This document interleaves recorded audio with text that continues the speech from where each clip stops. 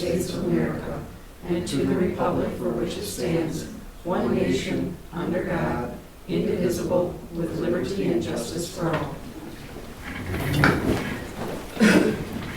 Number 2, we will call to order the December 21st, 2023 Village Board meeting. 3, roll call shows trustees present except for Jim. He is on the phone, and Shauna is excused. Staff present, it shows all staff is present except for Ally, and she has been excused. 4, agenda changes. Are there any?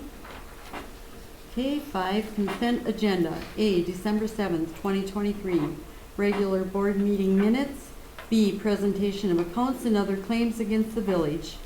If there are not any questions, I would need a motion, please. I'll make a motion to approve consent agenda. I'll second. Roll call, Grace. Aye. Aye. Aye. Aye. Aye. Okay, motion carried. What, Jim? Aye. Oh, Jim, sorry, forgot you. Gotcha. Thank you, Jim. Okay, then we will go to 6. We will need a motion to open the public hearing. I'll move to open the public hearing. I'll second that. All in favor? Aye. Okay. Aye. A, 2024 water and sewer budget presentation. Okay, so the budgets are in your packet. Just a couple highlights. We did increase some of the budget numbers for some additional training for some of our staff. In the water budget, increased for some additional GIS work. We have money in for our construction of Mill Street that's scheduled for next year. And also a new generator that's planned on going at the well at Alonzo Park.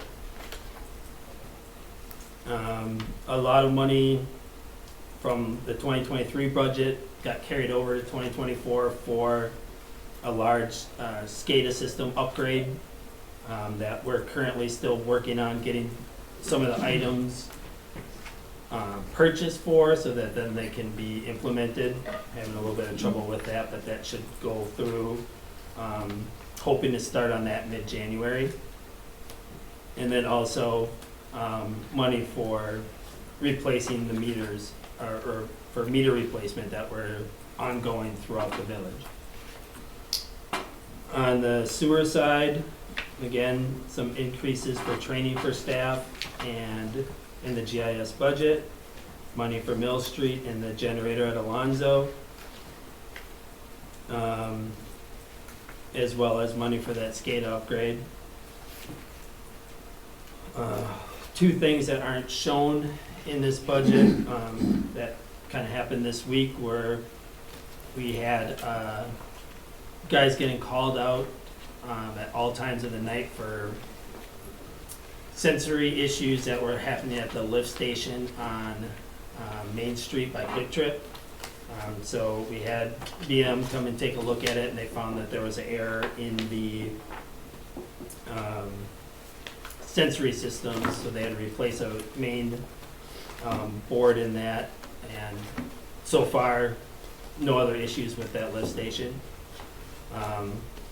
We also had last week the main breaker at the plant go out, so we were basically running on our generator for a couple days until they were able to procure a large breaker, but that went in last Thursday, so that we're back up and running, and that's all fixed now at the plant as well. So with that, I guess I can be happy to answer any questions.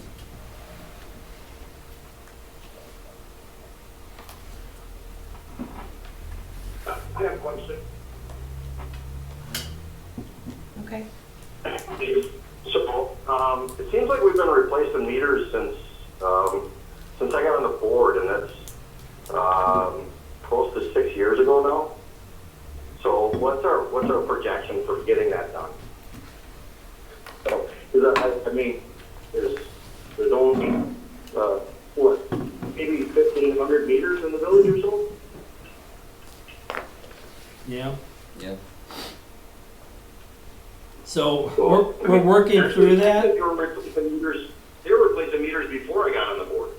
So it's probably what, 7 years now? 6, 7, at least 6, 7 years? Well, I can only answer to the time that I've been here within the year, but we're working through the meter replacements, using it in conjunction with our federal requirements for the EPA to have all of our connections checked for lead or copper. So when, on our meter replacement schedule, they're also doing the lead and copper analysis as well. And the plan is to have every one of those completed, at least for the lead and copper analysis, by October of 2024, or mandated by the EPA. We're about halfway through the Okay. village on that. So does that mean that all the meters are gonna be replaced by then too, or? No, but it's just something, Okay. it's just a system that we're working through. The meters are too expensive for the village to take on more than what we've been doing. That 20 grand only buys us, I think about 40 of them. Okay, that makes sense to me, because I'm just trying to make sure that where we're going, if this is like a never-ending project, or, Pretty much. or, you know, okay. Well, I mean, it makes more sense if you say that, you know, that they're expensive and we can't replace them all at once because of the cost. That makes perfect sense to me. And that's a reasonable, in my opinion, that's a reasonable explanation for why it's taking, you know, years to replace them all. So, thank you. Yep. And then is that also why the meter reading went up 100%? Because of the new meters? Or Yeah, well, and because I reallocated some of the time out of other things because we're gonna be spending more time on meters this year than we have in the past. Okay. What's up with the generator? I see a line here for new generator loan. Yep, so that's the one at Alonzo. Oh, for the well. Yep. And that's part of the So whole there's, Alonzo upgrade project with the splash pad. there's nothing there No, so we have like a portable one that would have to go over there, Yeah. so that would eliminate the need for that. And then the maintenance collection system went up 312%. What is that? Is that for, Under sewer. so it's basically reallocated some of those funds from, or some of the hours spent out of the first item salaries. You see how that one went down? So it's just the time kind of got moved around more, so that basically what I was trying to do is get the water and sewer more standardized with each other, that they haven't really been in the past.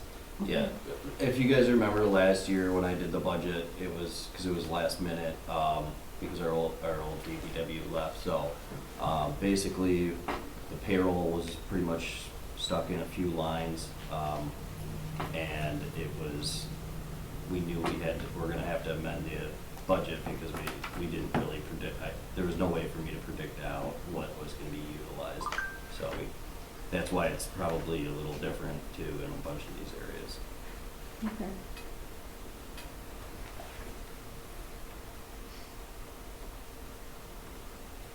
Does anyone have any other questions?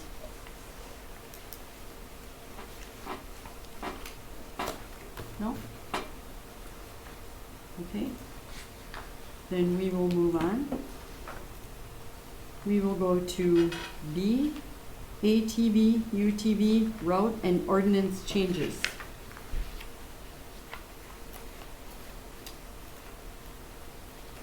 So I'll just give a little synopsis quick.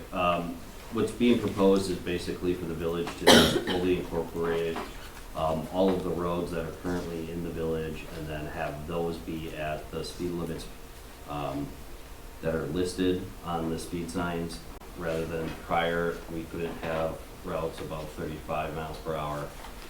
This would make it in line with the county's ordinance, but it also makes it so it's still up to the county on the county roads, but the village's plan is basically to submit for all of the roads, and the county will deny certain ones based on their own criteria.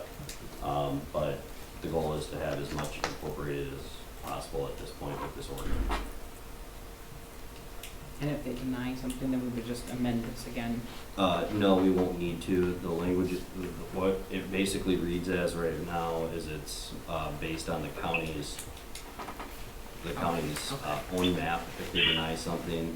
So that gives the village, we won't really have to amend anything, but we'll just have to make sure the county's map is up to date.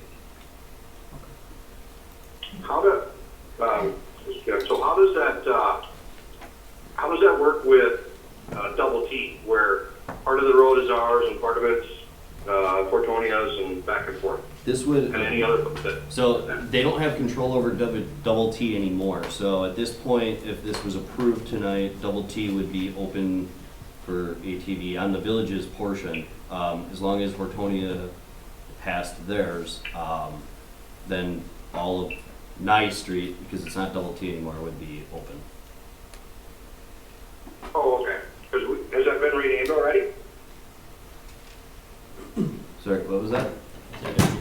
So, Oh, okay, so, yeah. They just took down the signs that had double T. And I believe, from what we've been told, is that Hortonia is adopting the Nye Street name throughout.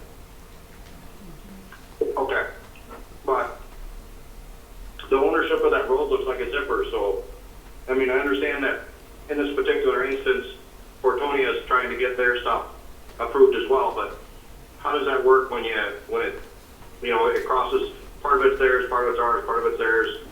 Our road goes to Industrial Park and ends. Then it technically goes to Hortonia, but none of this needs to be approved by the county. So as long as Hortonia has Nye Street in their ordinance, then it's open. Okay, thank you. Yep. Is there any other questions? Or So for, I think from the public, right, Jane? Oh, yeah. Is anybody here to speak? Kelly? I just have a question. What is the benefit to the village for this? I mean, why are we opening all the roads to ATVs?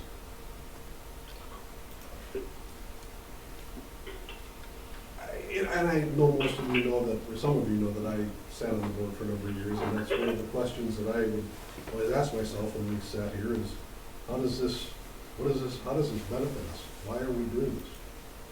It's been requested by numerous people to open our roads because Ellington, Hortonia, all of them around us, And how does because that they want to benefit- ride. We want people to ride into the village, especially now where we have a bypass going around us. So it's nice to be able to have people come into the village and patronize our businesses, and if they want to come and eat at night at certain restaurants or whatever, people like riding ATVs. But they're allowed. Well, so is a motorcycle. So are semis. I mean, are we gonna limit it because they're maybe a little loud? I don't know. I mean, we can't say to a motorcycle, turn around and go out of the village because you're too No. loud. Most of them don't have mufflers. I mean, So- is it any ATV? Yeah, but an ATV and a UTV is an off-road vehicle. They don't Right. have turn signals and anything else. Yes, they do. No, they don't. No, Not a all. lot of them don't. Not Yeah, all. we Not put a all of them bypass do. around and destroyed all this land to reduce the traffic in Hortonville, and now you're gonna open it up to ATVs to go through Highway 15. To me, that seems like that's dangerous. They can't go on Highway 15. Or I'm talking about on JJ. It used to be, Main Street there. It's already open. It is? Yeah, it's been And open then for you have on over your a year. agenda that you wanna open it from Lake Street to, Yeah, I was gonna clarify. The only spot that's not open is from Lake Street to the edge of town and on Creedale Road. Correct. That's the only place on Main Street. Correct. that is not open. Correct. Currently.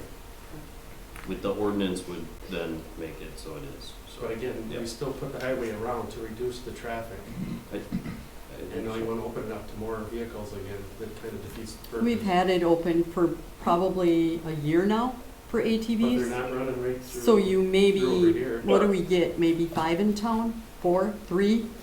I mean, it's So not, we're hundreds opening it and up because we want hundreds. 3 people to come into town and go to our, but if we open the roads, we'll have more to come to our businesses. but these also don't, like as this gentleman just pointed out, and a lot of these, they don't have turn signals, they don't have covers, they don't have mufflers.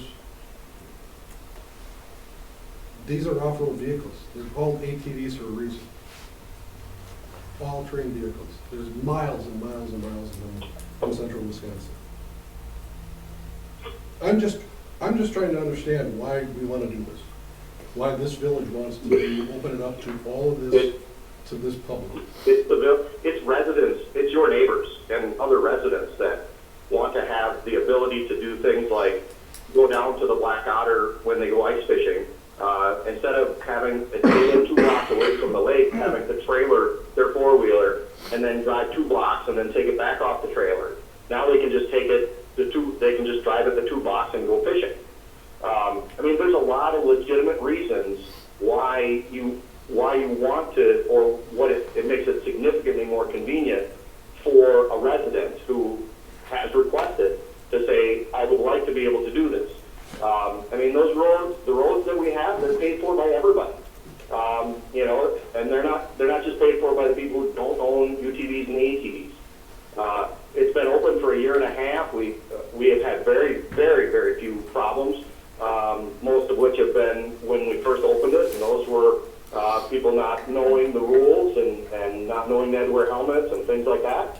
But I mean, I can't even tell you the last time that I saw a UTV on the road. So it had to be at least 2 weeks since now. So it's not like it's going to cause a major problem with traffic, but it is going to provide an access for village residents that wanted to have that access. I just want to chime in and say that I'm representing residents that did not want it.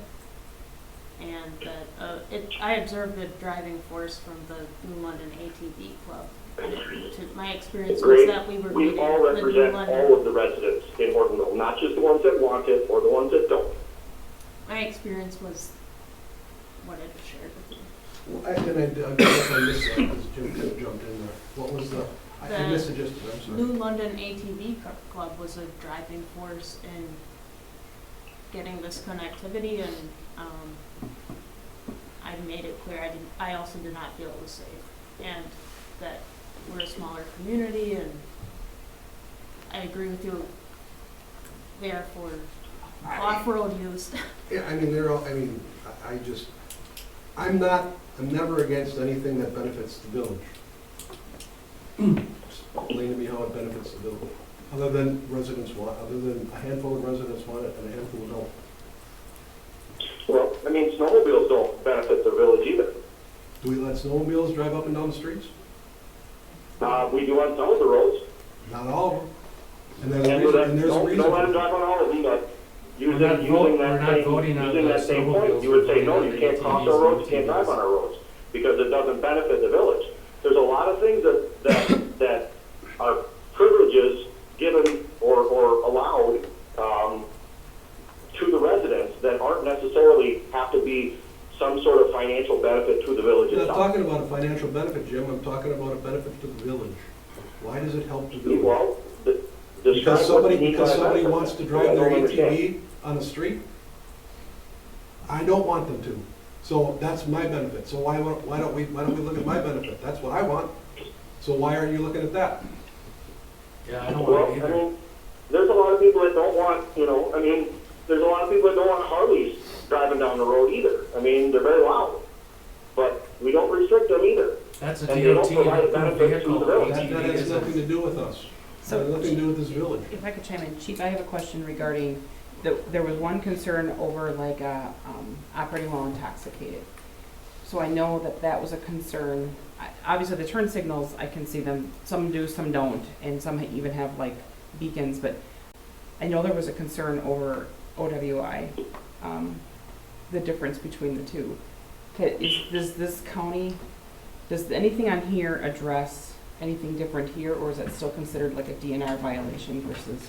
It's still considered a DNR violation, so we had one OWI already. And unfortunately, people know that they can get on an UTV or an ATV and they can go to the bar and they can drink as much as they want. They can get on their UTV, ATV, and then they can drive, and their penalties are very, very minimal. Yeah. People who have That's a like great benefit to the CDLs, there's nothing that is impacted with their driver's license, because they have a CDL. So it makes more sense to, if you have a CDL, get on your UTV, ATV, and go to the bar. Yep, that's a great benefit. So to respond to that, how many DUIs did the Hortonville Police Department give out last year? One, Total? yes. You only give out one out of all the stops? How many cars or ATVs? How many DUIs? On a UTV or in a motor vehicle? No, just how many DUIs? Well, I don't know what that number is off the top of my head. Is it more than 20? Yes, More than 50? maybe. I mean, if we're gonna say that everybody is going out there just going out and whooping her up and then getting on their UTV because they know they can get away with it, then we should have a whole bunch of UTV stops and no auto stops. Well, you have to measure that, I'm Jim, pretty sure against that's how not many what we UTVs and how many cars are on the road. You have to look at that percentage. You just can't say one because you have 5 UTVs and you have 3,000 cars. Maybe that percentage is about right. Well, what the chief just said, though, was that all these people know that they can get away with this. So this is going to be a problem. And what I'm trying to point out is it hasn't been a problem in those, and the roads have been open for more than a year and a half. Right, and you just said that there was maybe 3 ATVs on the road. How many cars have been on the road? How many thousands of cars have been on the road and how many ATVs have been on the road? My question is, what's the percentage between the two? And for the record, I didn't. You can't say it was gonna 1 be a to problem. 500, so it's really great for ATVs because there's nobody going with an ATV. Well, if you got 5 ATVs in a road, you got 5,000 cars in a road, well, maybe the percentages are about the same. Maybe they're even more. I Tell me think what the those point- percentages are, and then you can make that argument. I think the point that Jim's making is if people thought they could get away with it, wouldn't we have like 100 ATVs? And again, Because my- they could get away with it. then maybe So only obviously, 5 of them. people driving ATVs don't drive them to go get drunk and I'm not get saying away everybody with it. does. I would hope not. I mean, my God, if that's what the only reason that they have them for, then they shouldn't have ATVs. People have them because they enjoy Yeah. driving them. And there are thousands of miles in this state that Okay. have off-road vehicle paths. We Look at all the discussed all of They this don't- when they the don't original belong to UTV ATV ordinance was up for a vote. Freedom, Center Valley, And and I think it's very. the ordinance tonight, the ordinance change tonight is not to get rid of it. All we're looking at doing is mirroring the existing changes that the county made to the county-wide UTV ATV ordinance. Well, you have a number of residents, Jim, that don't want it, and you keep saying that you have all these residents that do. Well, you have a number of residents that don't. Those people should be heard as well. They shouldn't be discarded because you want it. And you have a Well, number of. it's You not- have, it's not and gonna as be where you- as you mentioned 5 minutes ago, you represent all citizens, not just some, of this community. We do. And the night that we had the vote for whether or not we were going to have UTVs and ATVs allowed on the Hortonville streets, that room was packed with people that wanted the UTVs and ATVs to be allowed on the streets. Is that true?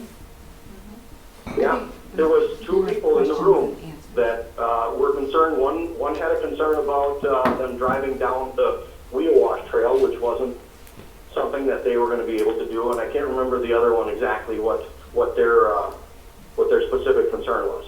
But I think it was noise. I mean, I went to, now this is not directly related to Hortonville, but I went to the Hortonia meeting when they debated it, and they had they had 40 people in the room that wanted it and 2 people that didn't. It's almost the same everywhere. Well, the ATV club also went to all of those meetings. Because they have a lot of information. And that's why. He's sharing that the folks in the room, though, they don't even live here, but they were going to those meetings. It doesn't matter if they live here. Our meetings are open to everyone, not just residents. Yes, but I care about the impact on the residents. The ATV club that was here, they don't live here. And how is that meeting communicated to the residents? I don't remember ever doing. I don't recall ever seeing anything for that. Not that I follow. For the original meeting, everyone got mail. So everyone got a Hortonville address at that time that there was gonna be roads connected to. So if you live on the road right now that's not a route, you wouldn't have necessarily got one. It's only the route that we're gonna be accepted, we're invited to that meeting. So then if this is approved, and then the rate of OWIs or whatever, if that increases, can that then be reversed? Any ordinance can be reversed by the village, by the act of the I mean, village. what does everybody think about that as far as being safe with a non-DOT approved vehicle and all the traffic out there on, between Lake Street and Greendale, when you got school buses and everything else and all the kids going to school? I mean, that amount of traffic hasn't changed since they've put the highway around. That road is still congested. Kids are It's not for allowed sporting to events take and everything. ATVs or UTVs to school. I know that, but other people will be able to drive their ATV and UTV down that road when school buses are going There's very to few. school. Now, yes, but not in the future. We've had If you it for open over that a year up, and a half, so you we keep should have saying had them that You already. don't have the amount of vehicles now, but what happens when that opens up? You're gonna have double, triple, It is quadruple the open. amount of vehicles. It has been open since Not between November Lake Street 13th and or something. Greendale, it hasn't been. Greendale is open because that's the town of Dale part of it. But it's not open on JJ between Greendale and Lake Street. That's what you wanna open it. We are Where not bus traffic is. adopting the ordinance tonight. All we are doing is amending our ordinance to go with what the county wants us to do. They want us to adopt their ordinance. And that is what we're doing so that if state or county or village police, everyone's on the same page. That's all we're doing tonight, is we are adopting the county's ordinance and their rules. So if a county officer sees someone disobeying something, they know, okay, this is our county rules. Hortonville has our county rules. Hortonia does, Dale does, Ellington does. They all around us have adopted the county rules. I went to the Hortonia Town Board meeting, and one of the gentlemen on the board said, at first he was against it. And he said, you know what? I talked to everybody around, all the different townships, villages, whoever. He said they've had no issues, none. So he said, let's get this done. They voted, they accepted the county ordinance. Well, you're not gonna convince me of that because I don't land up north that they opened up UTV and ATV traffic to them. It's, Pardon? I said, you're not gonna convince me of that because I will land up north with a cabin on it. And they opened up that road to UTV and ATV traffic last year. And that's supposed to be 35 through there and people go through there at 80 because nobody polices them. That's when the cops can pick them up. But the cops don't though, because they can't be everywhere at once. Well, of course not. Even in the village, our cops can't be everywhere. Well, I know, I'm Because just they saying, could be I've on this seen an end of increase town of and there's somebody speeding all on that kinds of end of town. damage and speeding and beer cans and everything because of that. We've had no issues in a year and a half. That does impact the police force because if they're going to ATV concerns, that's of a kid not wearing a helmet or someone speeding. Or I've seen an ATV in town that had a huge lightsaber on it that some of you maybe also seen. If they're going to those calls and not something that might be more important than that, that's a net deficit for safety and Well, it's something to keep in mind, when we look at, police, like even looking at the comp plan, the survey that just came out, and like, what, 30-some% of people feel that public safety is the number one, thing that they would like to see money towards in the village. It's good to, this is something to keep in mind. So, I know it's been talked about with the bypass, we're not, not gonna have as much traffic. I live in the house that I see how much traffic there is, ATV traffic. The lack of turn signals is very concerning because it has caused a lot of confusion and near misses. There's somebody too who has literally a LED beacon that points to the back behind them, and it serves no purpose except for, the driver behind them. I think they find that difficult, but I guess, when we start talking in the next year or so about like staffing and police and all that, this is something great to keep in mind. It's just one more reason why having our police department is so important. I will have to say though, as far as the tires, and maybe the New London group can talk about it, but a majority of the people who are operating the UTVs, ATVs on the roadways are changing out their tires to road-ready tires. Is that correct? Are you seeing a lot of that with your group? yes. Because there's a big difference as far as the tires. And like you said, tires are made for the original tires that come on the ATVs They have and the low pressure UTVs. tires, now they have regular standard road tires, Mhm. that are a better tire for on the road. Right. I agree with him. We have a property up in Wisconsin, and it's open to ATVs, and I'm not saying all ATV people are knuckleheads. They're really not. I mean, that's just like I got anything. 23 years. No.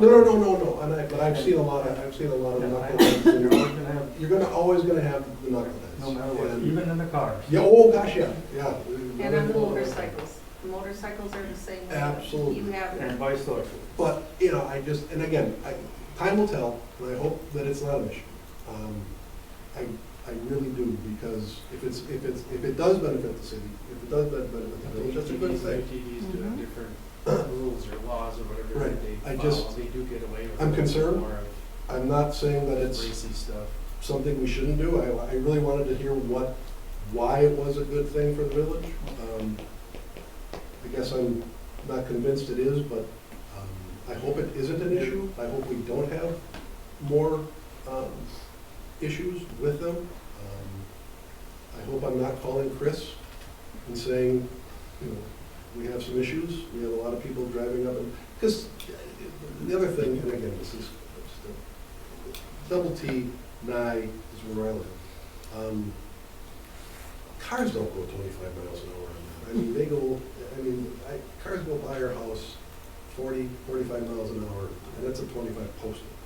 And we have kids on that street. You know that, yeah, we've got all kinds of little kids over there. And then your brother is, my neighbor, and he's got a little, Miles is a little 1-year-old, and you just don't want to see anything happen to these kids. So, I just wanted to voice my concerns and know that it's probably a done deal, but I hope it's not an issue. And if it is, I'll be back and bother you again.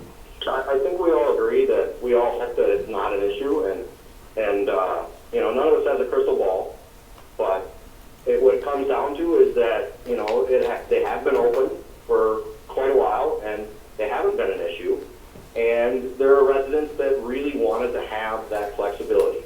And the village, along with the county and almost all of the surrounding villages are doing the same, making the same accommodation for their residents that have those vehicles and want to use the streets.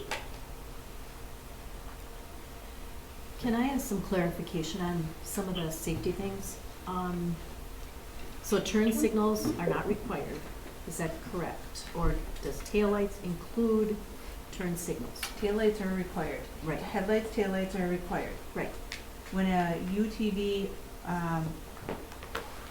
the newer UTVs all have blinkers. Okay, So your ATVs don't have blinkers. Do the ATVs have blinkers? The UTVs, the new UTVs do not all have turn signals. It's But an it- optional but it- that you can yeah. purchase them. Right. And the majority of the individuals nowadays that are purchasing new ones are getting the Right. turn signals. Right. But those that don't have turn signals are required to use hand signals at the intersections if they want to turn left or right. Just like any other vehicle that doesn't have operating turn signals in a car, you are required to use your hand signals. So that is required that you use hand signals.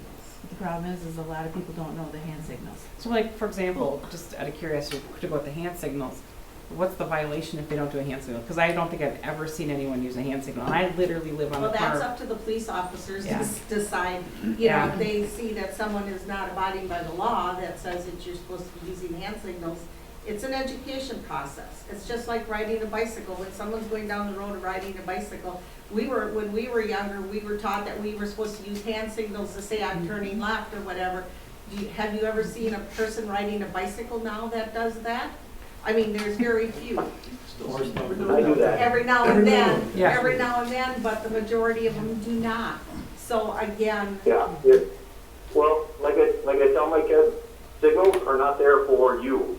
They're there for the other vehicles on the road. to know So where you're going. when I'm out riding my bike, and I ride my bike through town, and I ride my bike out into Hortonville and around, on a fairly regular basis, not now, it's too cold, but, I use hand signals whenever there's a car around because I want them to know where I'm going so they don't run me over. Just like I tell my kids that the blinkers in your car are not there for you, they're there for the other drivers, Yeah. so they know where you're going. so, To answer your questions, headlight, taillights, and brake lights Yeah. are the things that are mandated. so the turn signals could be interpreted from some of the other language in here or not, that they're required? I think that it's in the different portion of the Okay, ordinance. because I was trying to find it earlier. Right. Then the other question I had is, between the ages of 16 and 18, they have to wear a helmet, right? Mhm. Yes. Wasn't there some type of certification that was also required? Yep, they have to pass the ATV, UTV certification. They have to have that. If They they're have to have 16 that. to 18. Well, it goes all the way back to a certain year. Okay, So, that's right. right, so he's gonna need one. There's a good example. Nathan's gonna need one. Okay. Claire's, or Grace is gonna, I've she's, taken it. I took Yeah, it when I was she- 16. yeah, Everyone, it's highly need it. recommended that you Like, take okay. this course. Okay. right, so you have the younger, I think it's 1989, I wanna say. Yeah. It's I a knew magic that we age. had that discussion, but Yep. I couldn't recall. Yep. Okay. So I'm guessing I wouldn't have to take it. I wouldn't either. I would. I have a question about 12 today, right? this, number 4. Do we have anyone else? No. Sorry. Is there anyone else? No. Okay, sorry, I just want to make sure. that- There's two people. She's raising her hand. Sandra Gorham? Yeah, that's me. I'm just here on a totally different topic, which was that, we live at 142 Crystal Springs, and we received like a special assessment for the Douglas Street project. We just moved to Hortonville and to that address in August, so it's only been a few months, and to suddenly receive a $17,000 special assessment for a road project that, you know, when the title company ran that address for us, there was nothing listed about this project being in the works, which seems weird for it to now be like rushing through just a few months later. So I just wanted to kind of represent my family, and I know there's only one other property owner listed on this project who also has a huge amount of money that they would be responsible for. So yeah, I don't have a lot to say, but it's, you know, definitely concerning, and of course I want what's best for the community. I want the community to look nice and be nice, but I think, you know, it sounds like this road wasn't maybe done as far as it should have been to begin with, because like when it was done originally, because the Hortonia sign was in the wrong place, and it doesn't really feel like our problem to deal with either, so I don't know. I'm just hoping that will be looked at and taken on somewhat by the town. Anyone else? No? I have a comment. I think the reference to the ATV, UTV trail map, you're talking about what the county might otherwise regulate and restrict. I think what you ought to do by resolution is acknowledge the trail map and date it and have it signed by the clerk. And that'll make sure that we can enforce it ourselves without going to the county. So sort of adopt that trail map and any restriction or regulation imposed by it. Are there any other questions, comments? I was curious about this 35 miles per hour detail that got crossed out. Is that like leaving it so open-ended that can UTVs go over that? Yeah, they can. I know that So- they can, but can they legally? Well, what it's basically saying is that in the ordinance that if the speed limit is 45, then they can do 45. If the speed limit is 25, then they have to do 25. If the speed limit is 35, they have to do 35. They can't exceed the speed limit. To me, as public safety, I would rather have a UTV, ATV traveling at 45 in a 45 mile an hour zone. Because if you're not traveling at 45 and you're doing 35 in a 45, you potentially have road rage incidents that are going to happen with that. But ATV, UTVs can safely travel at greater speeds of 45. You go into Wapaka County and their speed limits are 55 miles an hour. So, I was just curious. It Right. was kind of ambiguous to me. yeah. Thanks. Any other questions? If not, then I would need a motion to close the public hearing. I'll make a motion to close the public hearing. I'll second. All in favor? Aye. Opposed? Aye. Okay, we will then move on to 7, pre-registered citizens to be heard.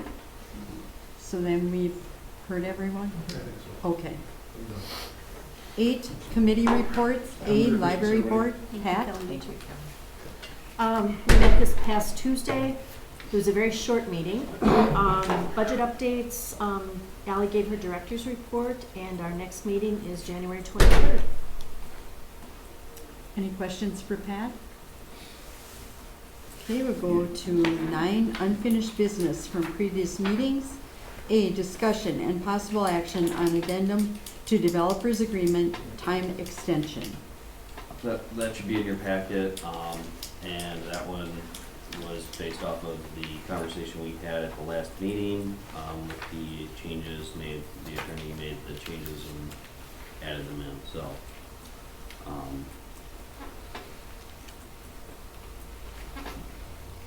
Did anyone have questions on this?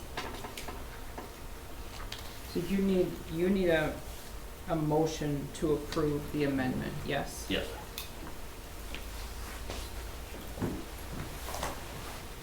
Was it left open enough that it could be,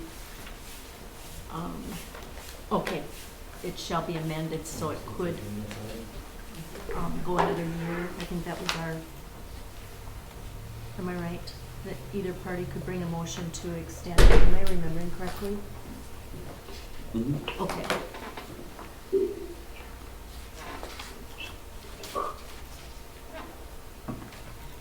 Otherwise, I'll make a motion to approve the amendment to development agreement with NLC Properties in the village of Hortonville. A second? Roll call. Grace? Aye. Aye. Aye. Aye. Aye. Jim? Aye. Aye. Okay, motion carried. 10, new business. A, discussion and possible action on ordinance O-9-23, amending ATV UTV ordinance. If there are no questions, I would need a motion to accept.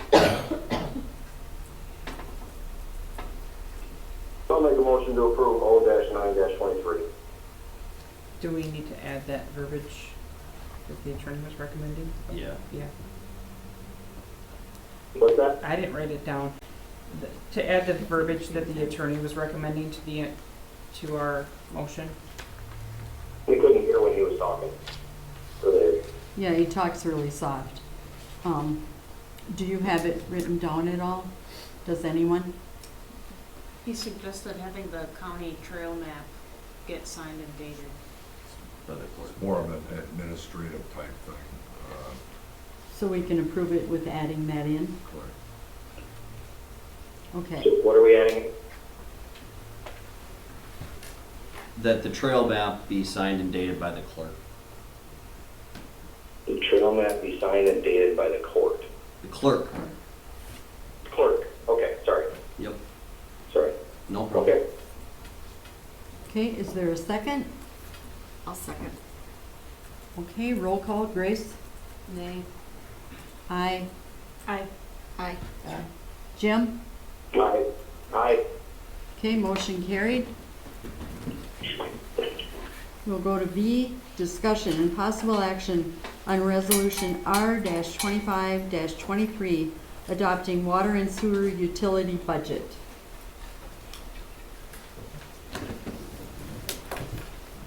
Did anyone have any concerns or questions? Otherwise, we would need a motion to adopt it.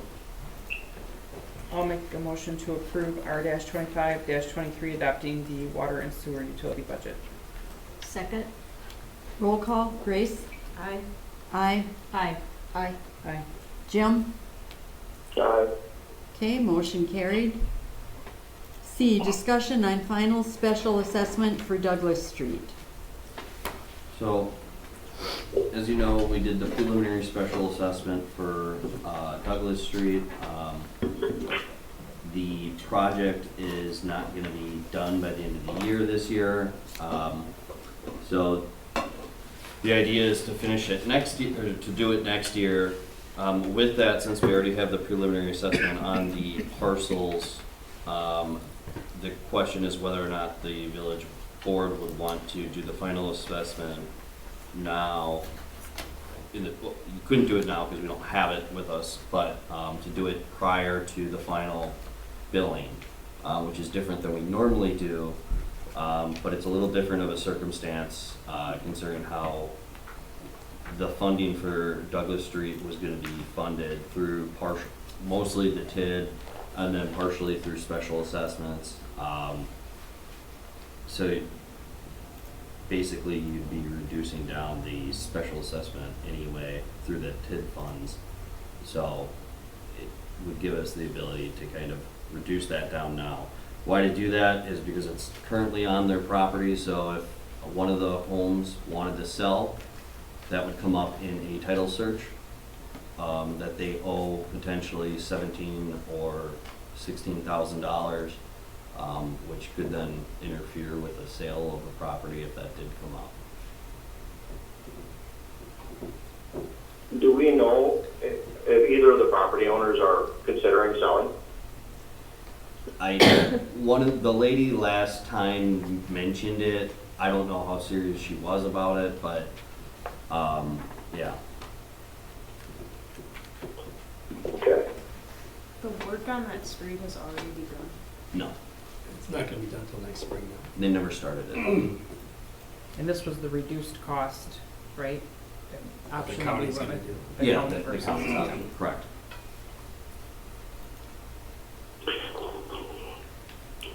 What is staff recommending that we do for timing? I mean, what's the I- cleanest way for you to do this? I think the best way to do this one, because it's so odd, and you guys are planning on using TID funds for a portion of it, is to kind of do it preemptively. No matter what so the quote right now is at $36,000 total for the materials. So even if, let's say you were gonna pay a portion of that and the prices increase over the year, you're probably gonna cover that other portion anyway. So the idea is to basically figure out what you would want to assess for the road. Each of the properties have the same amount of footage. So basically, if you wanted to say what you wanted the assessment to be at for the road, then any increase, minor increase in cost or even decrease in cost would have been paid for or accepted through the TID anyway. So it's a little different than most of the other ones where they don't have that financial function available to them, but So I understand I think I understand the concern, and it makes sense, you know, that you don't want this hanging over on their deed. But it also, I mean, this is just in the case of if they decided to sell their property. So we're doing a what if, and we're setting a precedent where we are assessing someone for a road repair before it's been done. you're not So necessarily setting a I want to make precedent. sure I bring that up and say we're, you know, where we're at with this. Right. Because this is not, I mean, if you could, you know, this is special circumstance, just like all assessments are. But, you know, I do have a concern about, you know, doing this before the work has been done. I mean, there's going to be, you know, if you played this out into the worst case scenario, there's a new board next spring, potentially, you know, 3 new members, and those members come off and say, well, we don't want to do that road, let's cancel that contract. You know, then how are you sitting with a assessment that's been done to a resident, and there's nothing binding the board to actually do the work? We would have to reimburse the residents for the amount they paid. Yeah.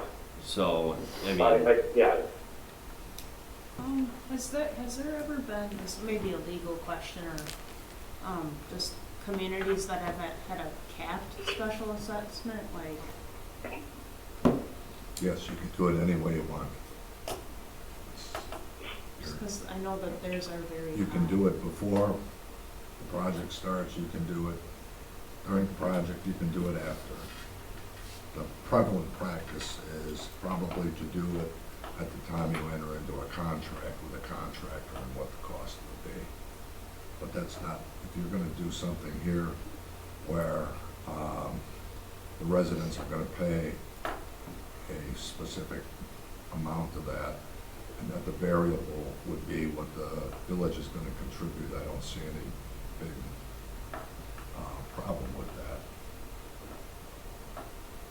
But you would need a final resolution, written resolution, and you would need what's called a schedule of assessments.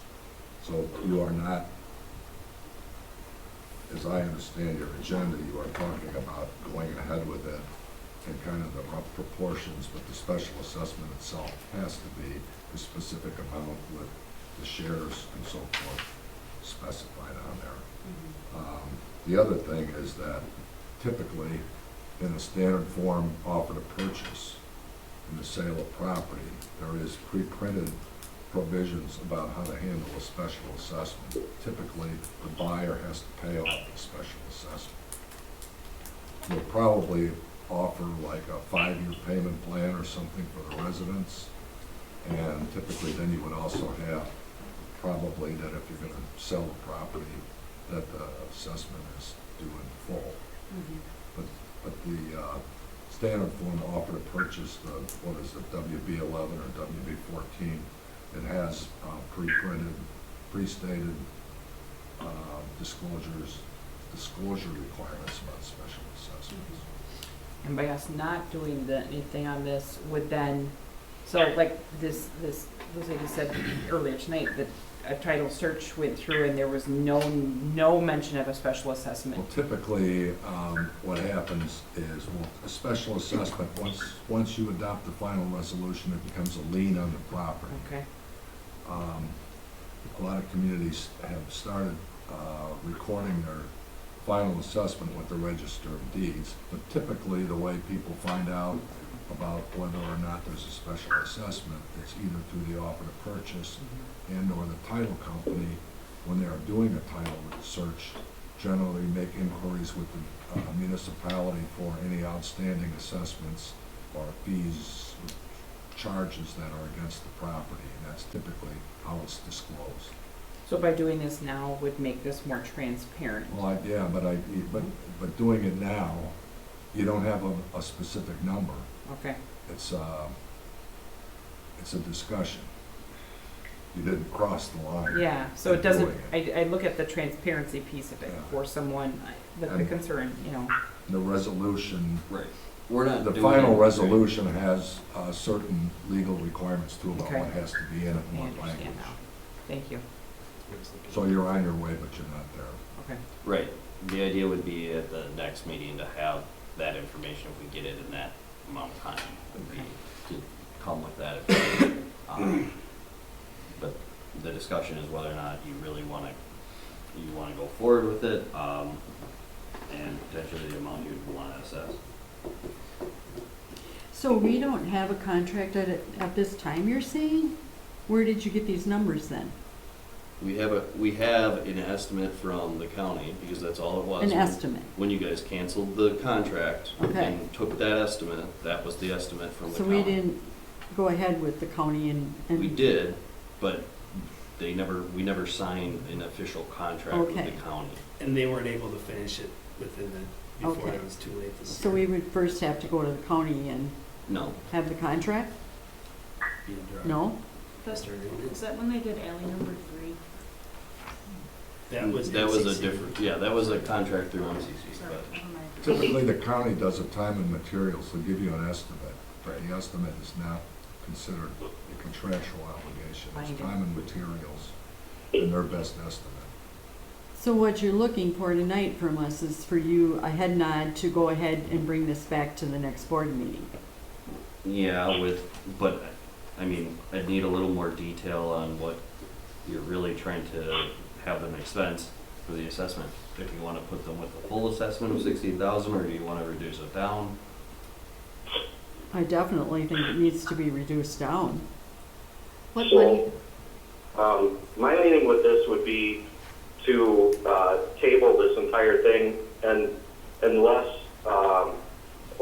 or until such time that either we're doing the work or one of the residents decides to sell their property. At which point then we're actually inconveniencing them because of the large assessment value. Other than that, I mean, it's just a number sitting out there. If they decide, if they're not selling their property before next spring, when we're looking next spring or summer when we're doing this, then we're doing this for nothing. It also gives them an amount that you're actually gonna charge that they could start saving for, to pay off potentially before having to maybe take out the 5 years. Okay, The other, I can see that. the other question I have, sometimes, Jane, do you get phone calls from people that are potential buyers or? Yeah. So what would the answer be right now, based on whether we defer this or whether, what's the appropriate The answer would be you answer? intend to special assess. Yes. We intend to special assess, We don't so want 'em out. that would already be something that would, okay. Yep. Whether or not we took any action tonight. Mm-hmm. Okay. I'm just looking for the transparency piece of this, because I can't imagine buying property and not being aware. There's, Yeah. I think the offer purchase has planned improvements and special assessments, so you say Okay. what the planned improvement is, what the special assessment, generally speaking, might run. Okay. So basically, we would not be hurting the homeowner if we did nothing at this time. No, I don't think so. Because we would be saying there will possibly be a special assessment.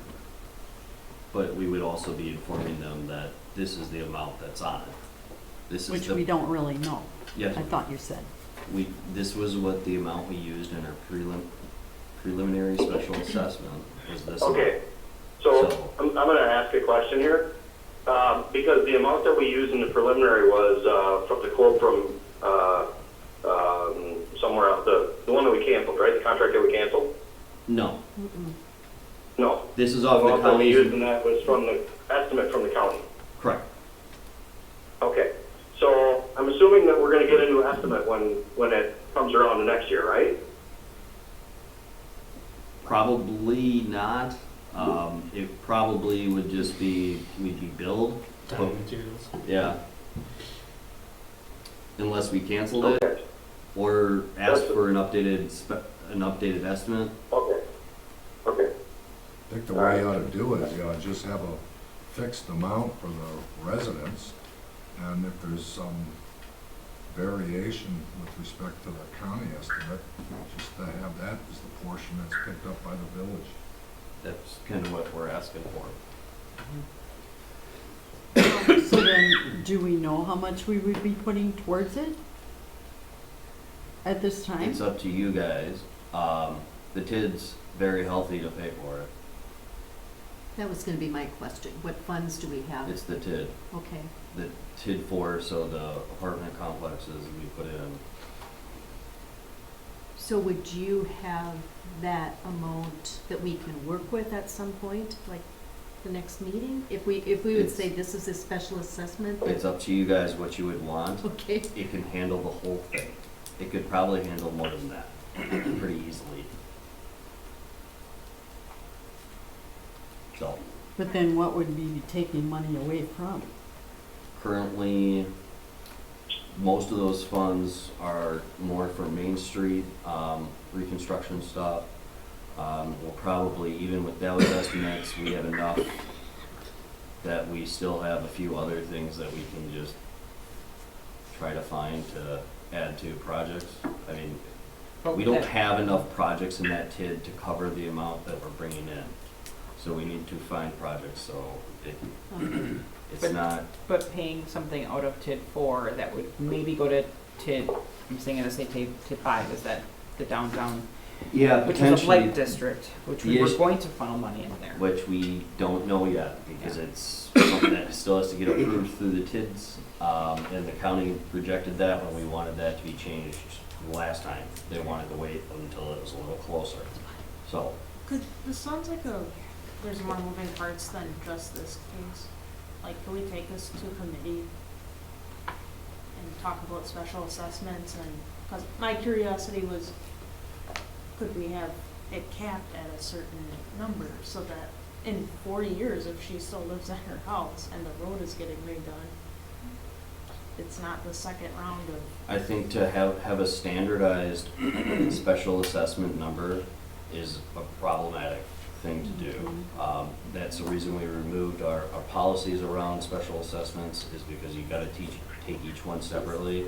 In your mind, you could probably have a policy of what you would want to see each homeowner to be around. And I think generally we try to do that as much as we can. Even since 2018, I think the highest ones we've had was last year at Cedar Street. I think there was a few that were in the $8,000 mark, but yeah, I mean, the goal is to try to reduce it as much as possible, but if we would have tried to say that we wanted to have those at $3,000 a piece or $2,000 a piece, and you can't go over that, then we would have been in a huge hole financially. Yeah. You also have the problem that you can't find a future board. So you can't just say, this is all you can do.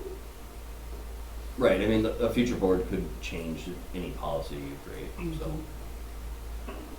So if we tonight said that the assessments were as listed, then at the next one, we could, just to have that transparency or whatever, or that there's a assessment pending, but then at the next meeting, we would talk about what we want to devote to that from our funds? I mean, you Am can I do hearing you? whatever. I'm gonna take this information to bring that other information forward. Okay, It could still be amended at that final assessment okay, timeline, okay. but yes. So if you wanted me to bring to you one that has these numbers here, then whenever I get the information from the engineer on the updated costs and everything, then I would bring it here and have the resolution put together, and then you guys would be able to vote on that resolution or amend it, change it, so. Is that something we want Nathan to do? Is bring it forward at the next meeting? I think so. I mean, that, that As are presented. as presented, and then we can look at the numbers more closely once you have that Do you guys- TID information. So do you just need a head nod on this? What do you need? No, I mean, yeah, you can just go and bring it forward. Okay, So is everyone okay with that? does that make Having it, him bring it forward? is that official then for you? Just, okay. So you don't owe the money now, right? No, but basically at the next meeting, we would bring Right. together with the 16,000 for her and then the 19,000 for the other one, and See what, then you guys could decide on what you wanted to necessarily do. okay, That sounds good. that, I would like that myself. We're all good with that? Jim? I'm not completely following Kind of- what we're proposing. To bring the final assessment, as presented in the packet, so with the amounts that are listed at the next meeting I can get it with. I have to get some paperwork done, and then I gotta make sure that we send the notices out to the residents again to make sure that they get that notice. So whenever I can get that in the next month or so together, I'd bring that forward, and then you guys could amend those amounts and the interest and the timeline for how long you want to allow them to get paid back at that meeting. Okay. So we're just basically pushing it to the next meeting. Correct. Okay. Or the next one, depending on timeline. I'm okay with that. Just so you know, you will be voting on a final resolution that meets all the statutory requirements, that includes all of it, that has a specific number. And then until you do that, you don't have a final special assessment. Okay. Then we will move on to D, discussion and possible action on resolution R-24-23, the 2024 wage resolution.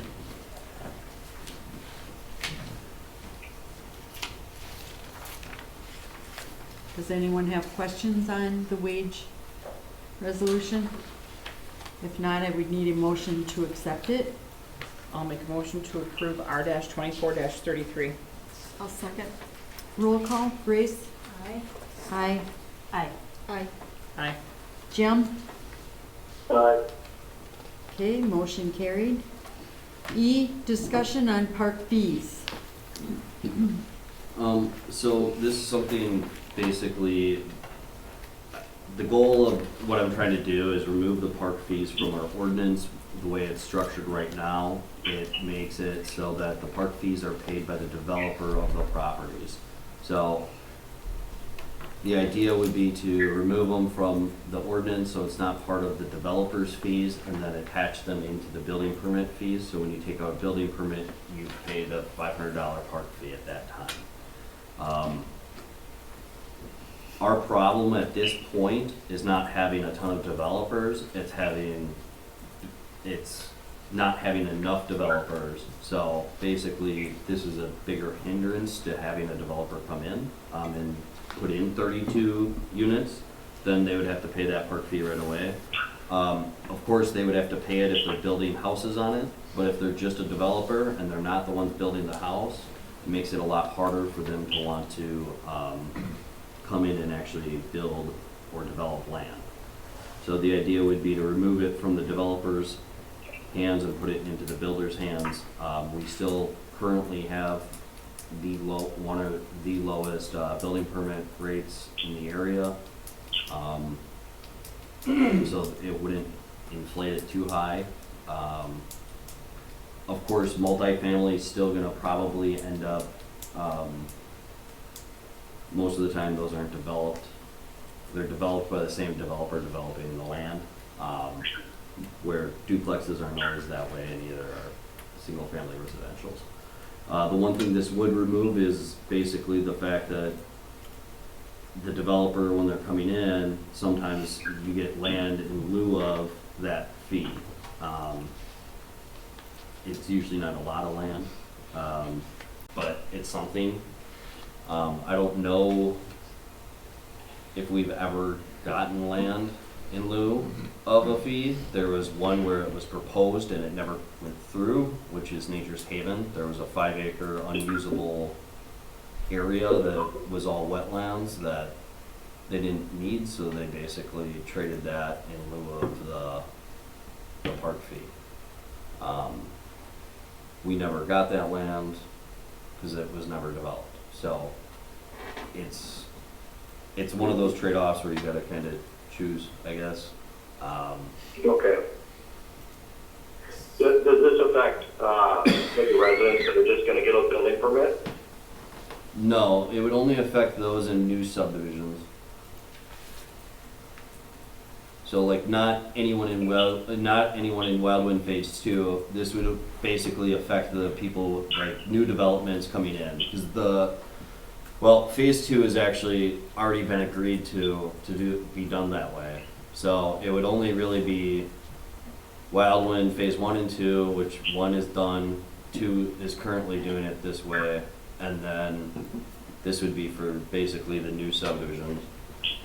So I'm just making sure we're making sure it's separated out. So if my neighbor here decides to put on a $5,000 deck, then they go to get a building permit, they're not gonna have to pay this fee, right? No.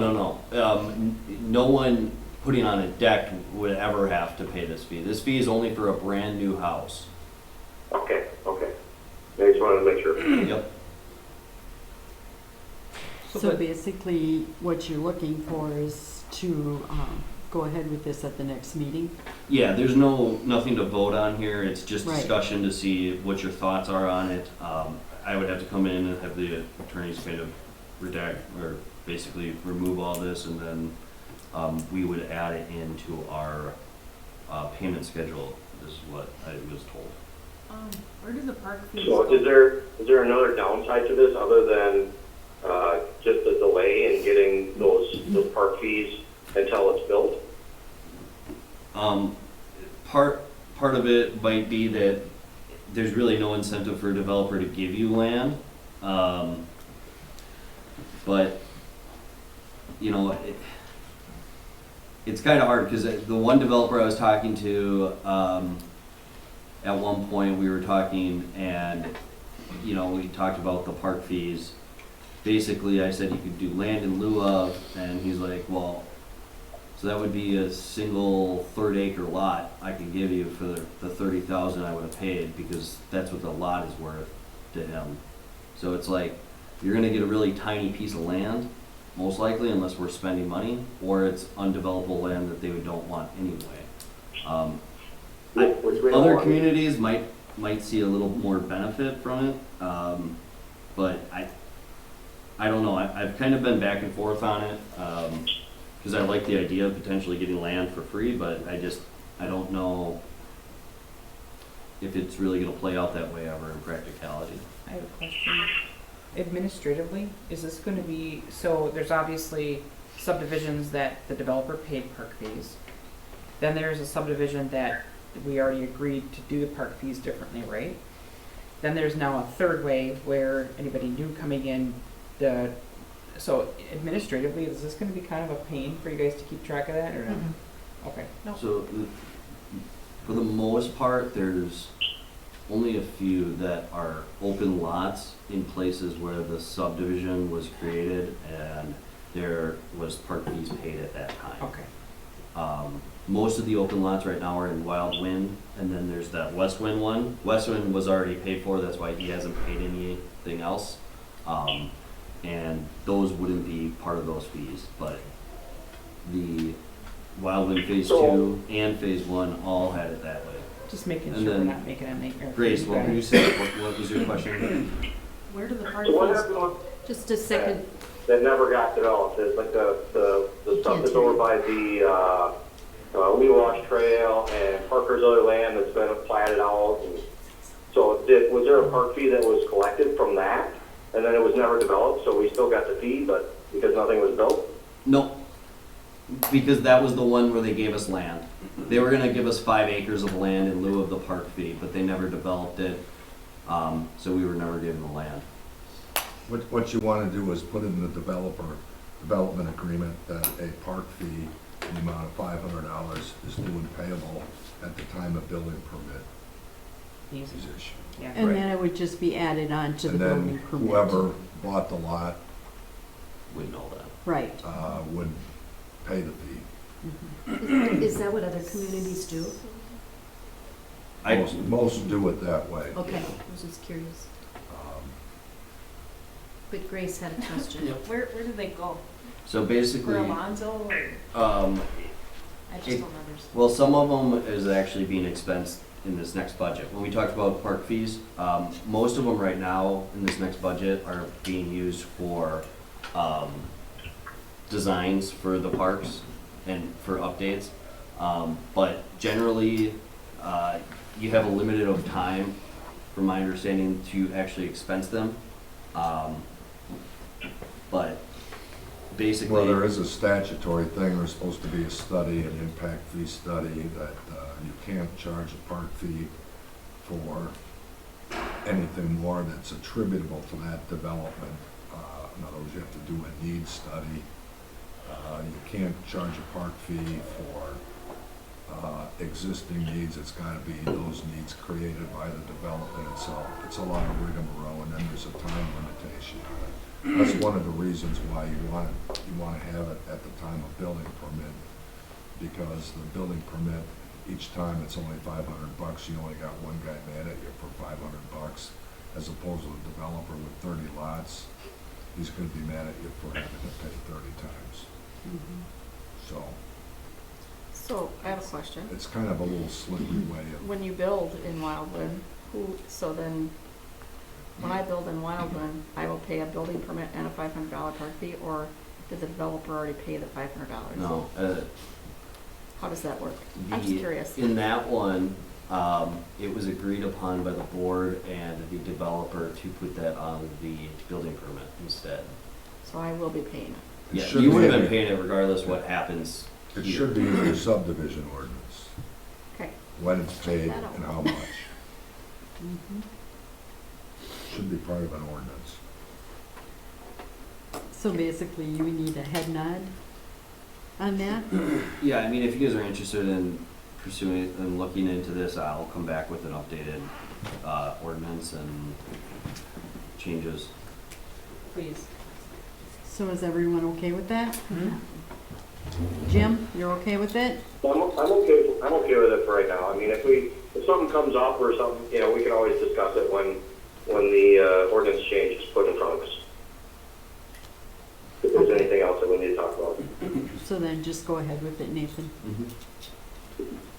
All right, F, discussion and possible action on replacing Public Works dump truck. So, this has come up in past meetings, but basically, our Sterling dump truck, we had to red tag, it's just not safe to drive anymore. The braking system is pretty much shot, only the front brakes work and they don't work great.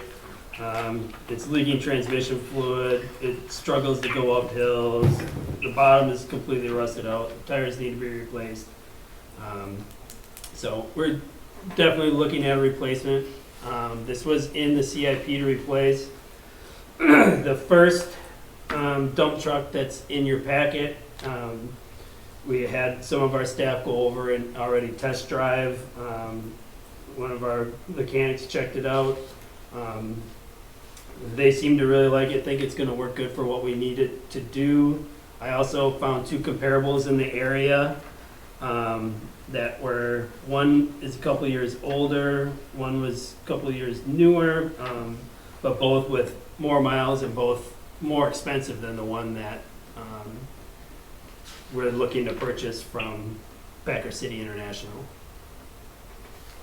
And how soon could you get this? We have a kind of phone agreement right now that if it's approved tonight, that they'll hold it for us. It's used. Because It's it used. sounds like you really need it. No. So No I don't brakes. think anybody should be driving that old one. No, it's red tape, so basically it can't be used right now.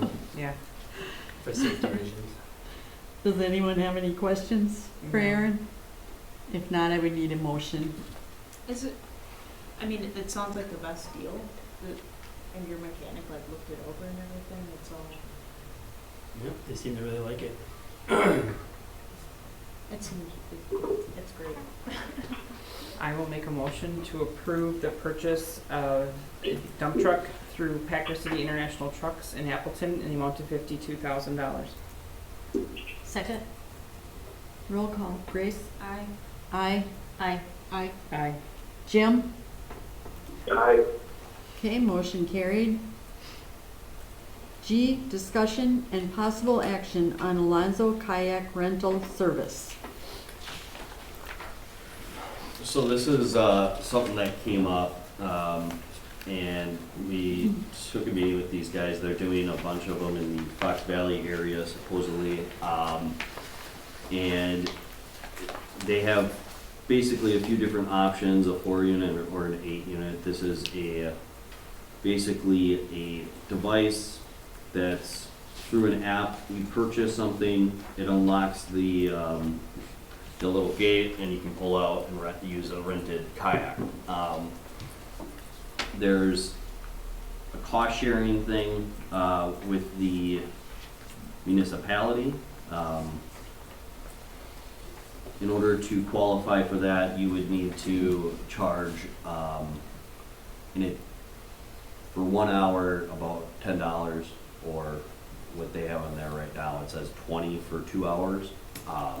In order to do that cost sharing. We talked to a few other communities in the area that have a rental program right now. So like Wrightstown has one in Little Chute and Kimberly area. That one is ran by a local person over there, and there's human elements to it, so when you purchase it, it could take up to 2 hours to potentially unlock it, because someone has to manually key in people when they order. Where this is all automatic and automated, they maintain it.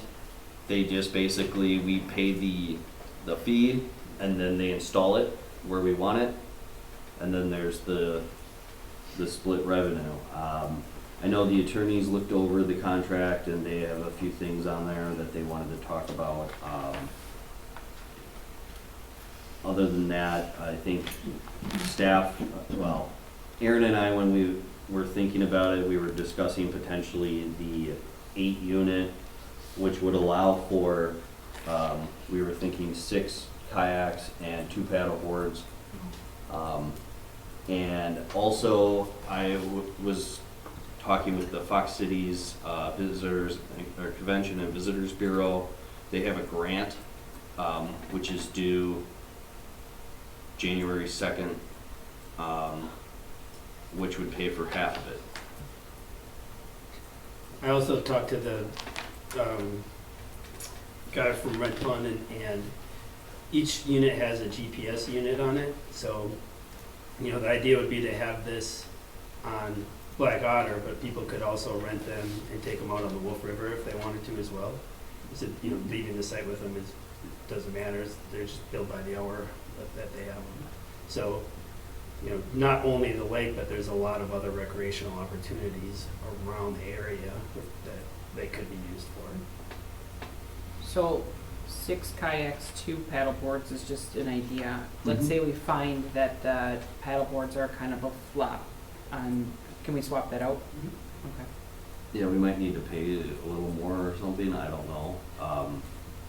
But I don't think so. But administratively, this isn't handled by the village. This is handled somewhere else. it's handled 100% by them. Other than the fact that we're giving them a space to put it in, we might put down some concrete in order to have them be in that area. The rest of it, they maintain it. They replace any lost or stolen equipment. Each of the sections has kayak, paddle, adult and kid life jackets. Okay. What were the concerns from legal? I'll let him talk. Yeah. They didn't they talked about a few things, but let them get a.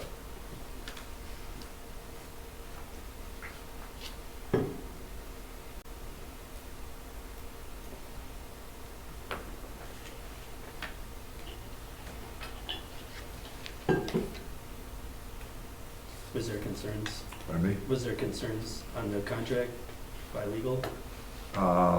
One was paragraph 14, just making sure that the choice of law should be in Allegheny County, Wisconsin, just being more specific than just Wisconsin. We have a recommendation for an additional paragraph, and that would read, nothing in this agreement shall be deemed a waiver of any authority, immunity, or limitation conferred by law to the village. In other words, we're not giving up our limitation on damages of $50,000, the statutory cap. We're not giving up any immunity. And so we need that in there. We do have a concern about whether our, quote, recreational immunity, unquote, would be effective. It's my understanding that they provide the facilities, all the facilities. They provide the kayak, all the stuff. Yep. And for that, they get half the revenue and we get the other half. And we'd have to do a little bit more research about whether or not that you can lose your recreational immunity in certain circumstances, particularly when a fee is charged for a recreational pursuit. But we are essentially ourselves not charging the fee. How is that different than the boat launch? The boat launch is, I think, to cover expenses. I mean, the fee's probably gonna cover our expenses for the cost of this. The boat launch fee probably doesn't cover expenses. No. No. $2, so. So we're gonna have to do a little research, but if you lost, or, I don't think we're gonna have a definitive answer. I think we're just concerned that that might be raised.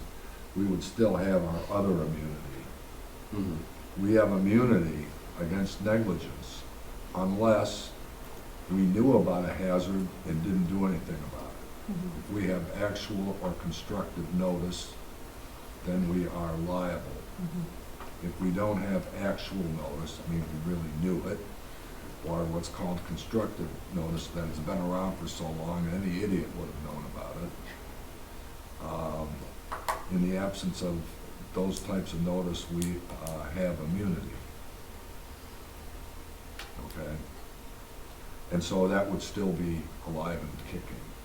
Recreational immunity, its major purpose is for landowners, private landowners, to allow the public to use their property, like for ATVs, snowmobiles, and stuff like that, that they are not going to be held responsible, liable for accidents and whatnot. Recreational immunity also would apply to a park. You got park playground stuff. But yeah, like I said, you run into some problems sometimes when there are events that you are charging money. The money is the key. And at this point, I don't think, we could say we are charging money, but we're not the guys collecting the money, per se. We get a cut. Right. We'll have to look at it, but it's not something that we figure that, you shouldn't sign the agreement for. So we could go ahead and vote on it Go tonight. ahead and vote, right, And with be that, okay. with that addition. Just Okay. to make sure that this agreement is not limiting our authority conferred by statute for the public health, safety, and general welfare to do what we think is necessary, where this thing is located, or how, if it's set up some way that we might make them set it up a different way if we don't like the way. So we are still preserving all of our powers that the state statutes provides us and our protections that state statutes provide us. Is it pretty likely that you would get that grant? They never really commented on that.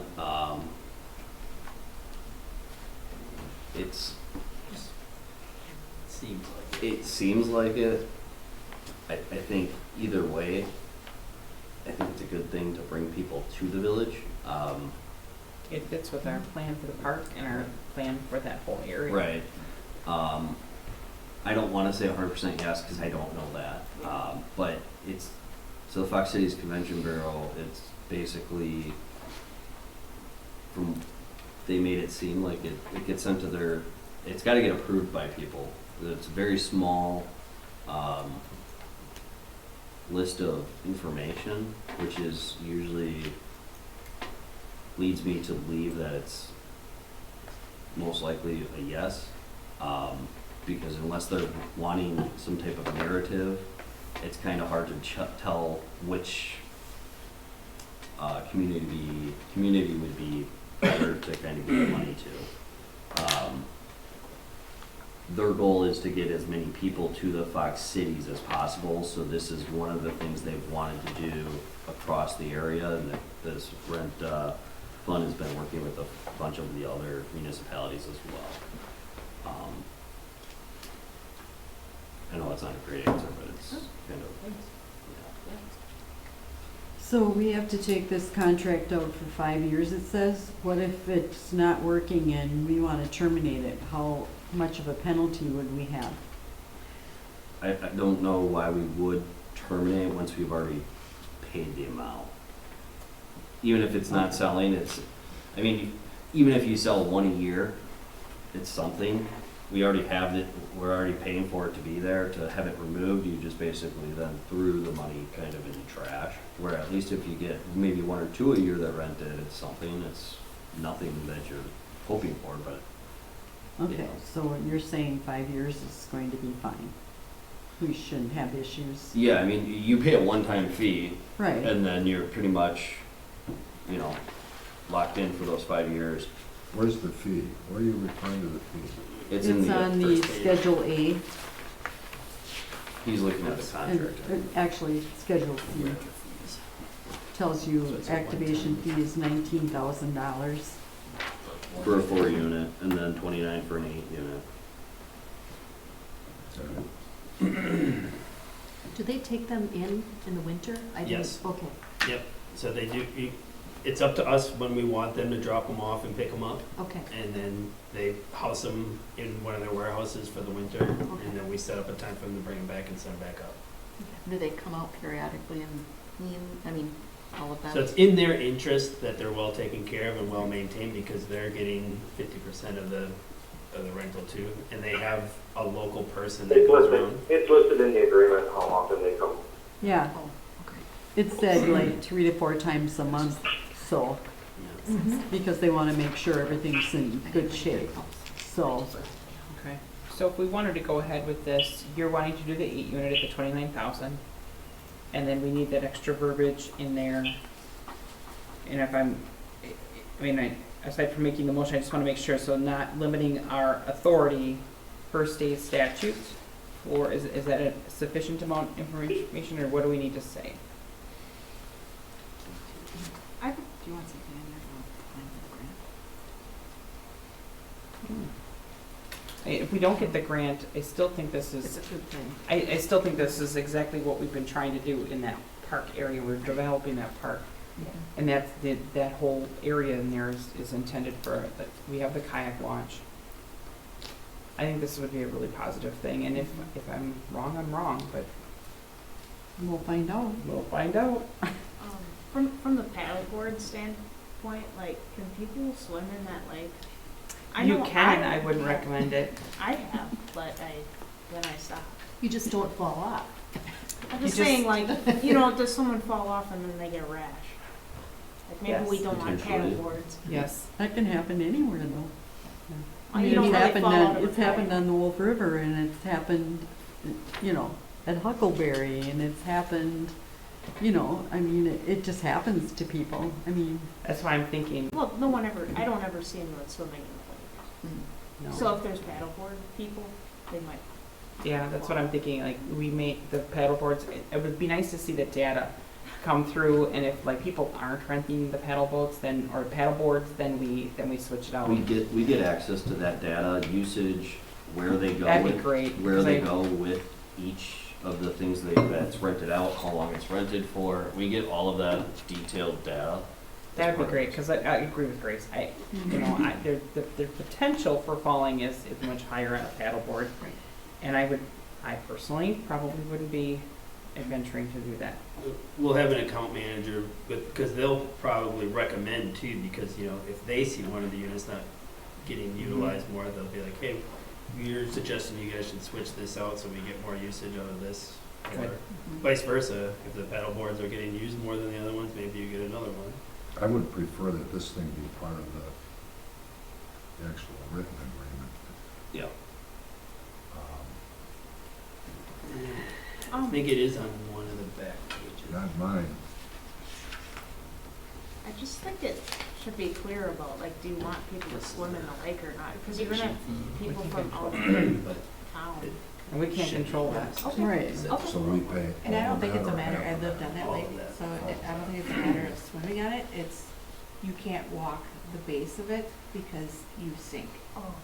You are in, And when they we're don't taking the charge piers in and for out, setting this we thing would up. just sink. It's That's the part of 29. it. That's So a lot of the Huh? piers you That's all see part within stay that in fee. there. Yeah. So Yeah. they set it all up, That's the major problem with that Well, lake. they set it up And as they a don't thing too, right? Yeah. but only a 4 unit. This would be an 8 unit.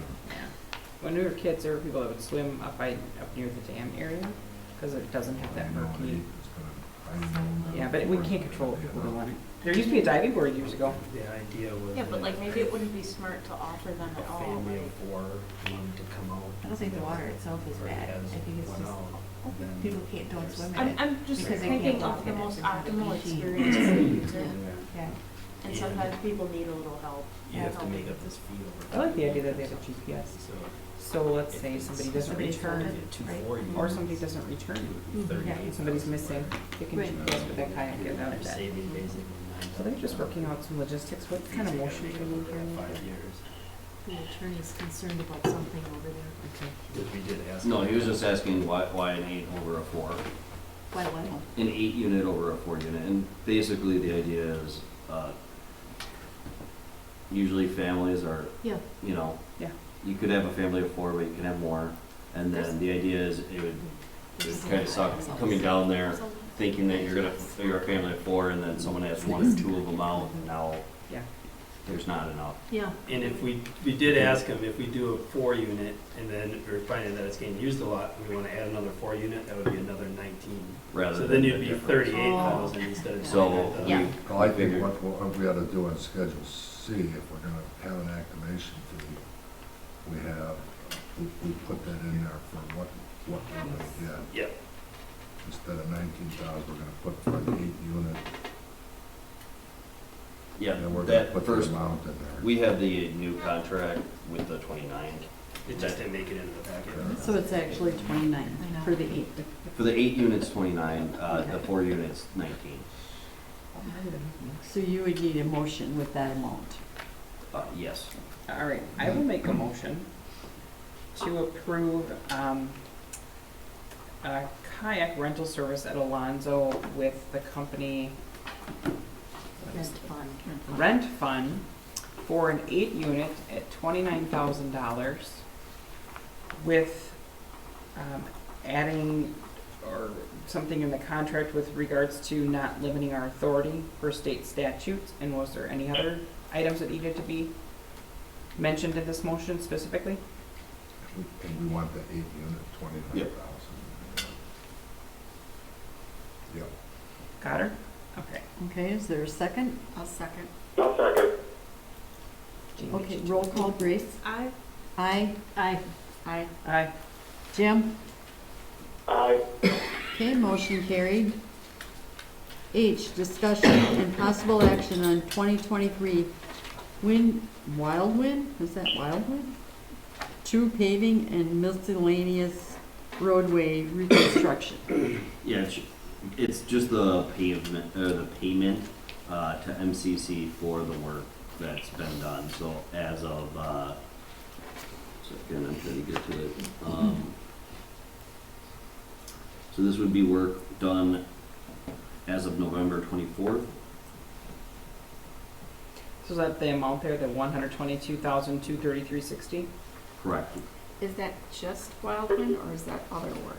So if you go to the back, this is the back page, 98,000 of that, is Wildwind, That's which what I is was- under what was budgeted initially. And then. And that one's complete. And that one's complete. The other 2 are partially done, they're done currently, but they're partially paid for with this. There's still gonna be another bill, for the seed and mulch, right? Topsoil. Topsoil, yeah. Is there any way of getting a better, larger copy of this certificate? You can't read? Yeah, it's Maybe pretty time tiny. lapse? It printed out really tiny. Yeah, it really did. I just would like it for my records. It's hard to read it. Yeah, I can see if there is a larger version. Or Clearer. clearer. Yeah. Because even when you Even- expand it, it gets blurrier. Yeah. Yeah, I mean, I think Or can you read, is it 98, it's 7? 98, 757, 94. Thank you. That the motion itself should be the 122,233.60, correct? Right, with, yeah. All right. I will make a motion to approve payment in the amount of $122,233.60 to MCC for Wildwind 2 paving and miscellaneous roadway construction. I will second. Roll call, Grace. Aye. Aye. Aye. Aye. Aye. Jim? Aye. Okay, motion carried. Aye. Any other miscellaneous topics for future discussion? Could we discuss the transportation fee wheel tax?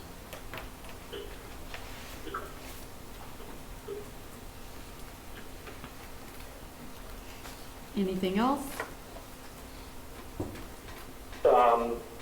I had some residents ask if we would discuss the patrolling on the bypass, the police patrolling on the bypass. Okay. Anything else? The blinking red lights at the, Traffic signal? yeah. Okay. Check in on it. Okay, do you have that all down then, Jane? Getting it. Okay. Thank you. Is there anything else? Okay, then we'll move to 11. Report of village officials. A, clerk treasurer, Jane. My report was in the packet, and we did have 2 people turn in their nomination papers, and 1 turned in their declaration of candidacy. No signatures yet, but he has until January 2nd. And 2 other, I think 3 other people still have paperwork out, so. Okay. All right. Any questions for Jane? Okay, we'll move to B, Director of Public Works. My report was in the packet. Any questions for Aaron? Okay. We'll move to C, Police Chief. And my Chris? report was in the packet. Any questions for Chris? Any issues with the flashing lights downtown, like at school time?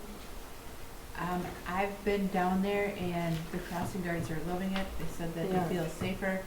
They said that the traffic's not backing up. I don't know if you can see the traffic from Yeah, it's not backing up. No, because it was, just curious. because normally it was backing up beyond the railroad tracks some Mhm. mornings on South Nash, but, when I'm there watching, the cars are just doop, doop, doop. And then everybody seems to be paying attention, They pretty are, much. I mean, They- like and they you have- actually because they stop have to now. longer right. than normal. And I wondered about the crossing guards, but that's okay. Mhm. Okay, Yeah, great, they're liking it. good. Any other questions? So, it says it was a traffic count conducted. What was the result of that? We haven't got it yet. We haven't got it yet. They did it Tuesday, yesterday Wednesday. and the Tuesday day and Wednesday. before. But we've been monitoring and looking at, I mean, just ourselves have gone out there a few times and watched it. I mean, it's definitely not backing up as much, which has been said, but I think there's still a few things that we see a few different concerns about. The crosswalks and the crossing for pedestrians there. Okay, that's understandable. Yeah. Outside of having without having the crossing guards, it's a little harder, and I think there's some concern there, so it'd be talking with the county or the state, the county, trying to figure out if there's any other options to help make that better. I happened to receive quite a bit of feedback saying I would like it to be better to people. Oh, yeah. Yeah, we've heard that from people, and we witnessed it ourselves when we were monitoring over there, that it's definitely a lot harder for pedestrians crossing, and it might have just been it's new and they're not used to it, but it's a little wider of a road still, so you have a lot longer of a spot where you're walking. There's nothing that signals to those pedestrians to go because there is no light, so there should be no direction to tell them to go. So it's something to kind of monitor and make sure that if this is something we wanted to continue with going forward, is trying to figure out if there's anything we can do to make that safer or better.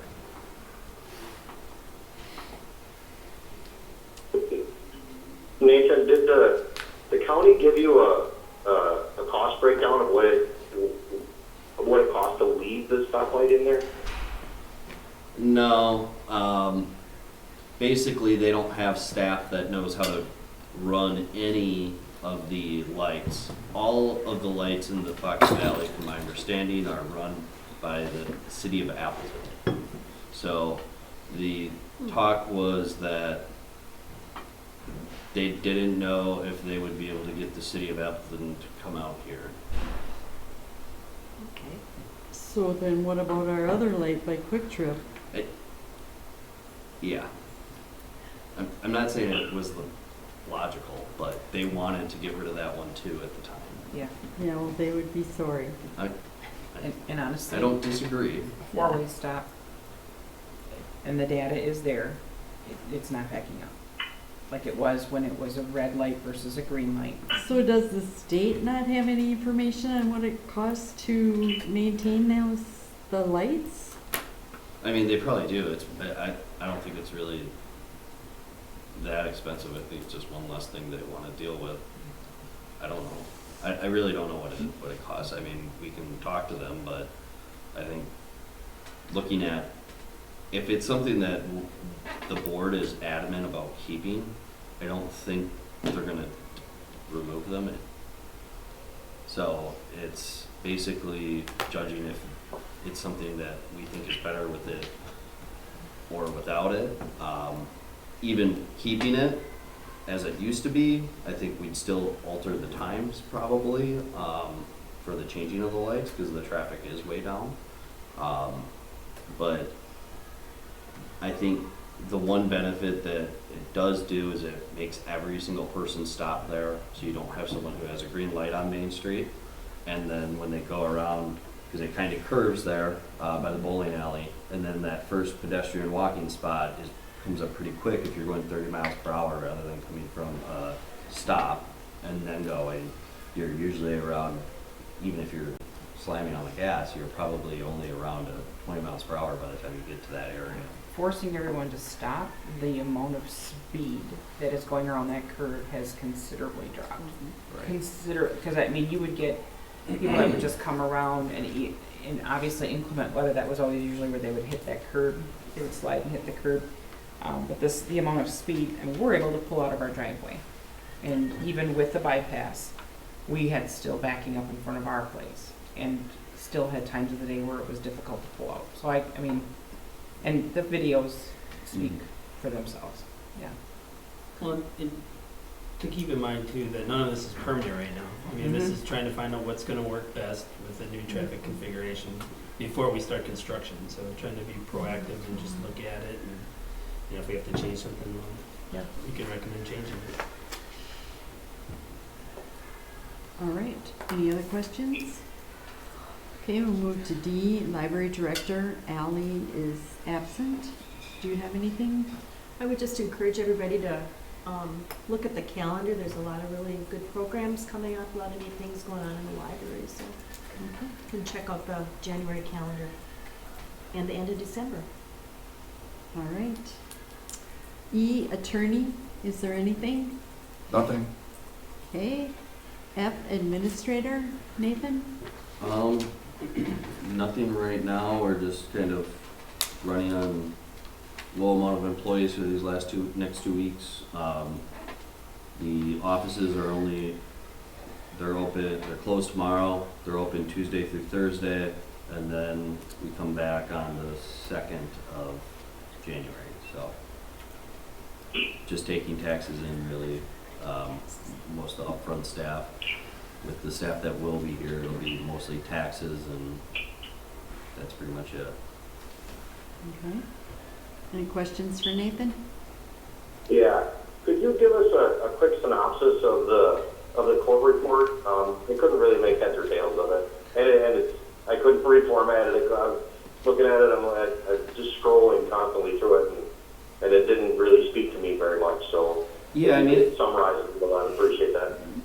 Yeah, I mean, so I gotta quick pull it up to. Is that more of an agenda item? I mean, or is that, I mean, you've got all the. It's about a report I created. Okay, you create, okay. Yeah, I created it. Basically, the main way that I would read it would be, one second here.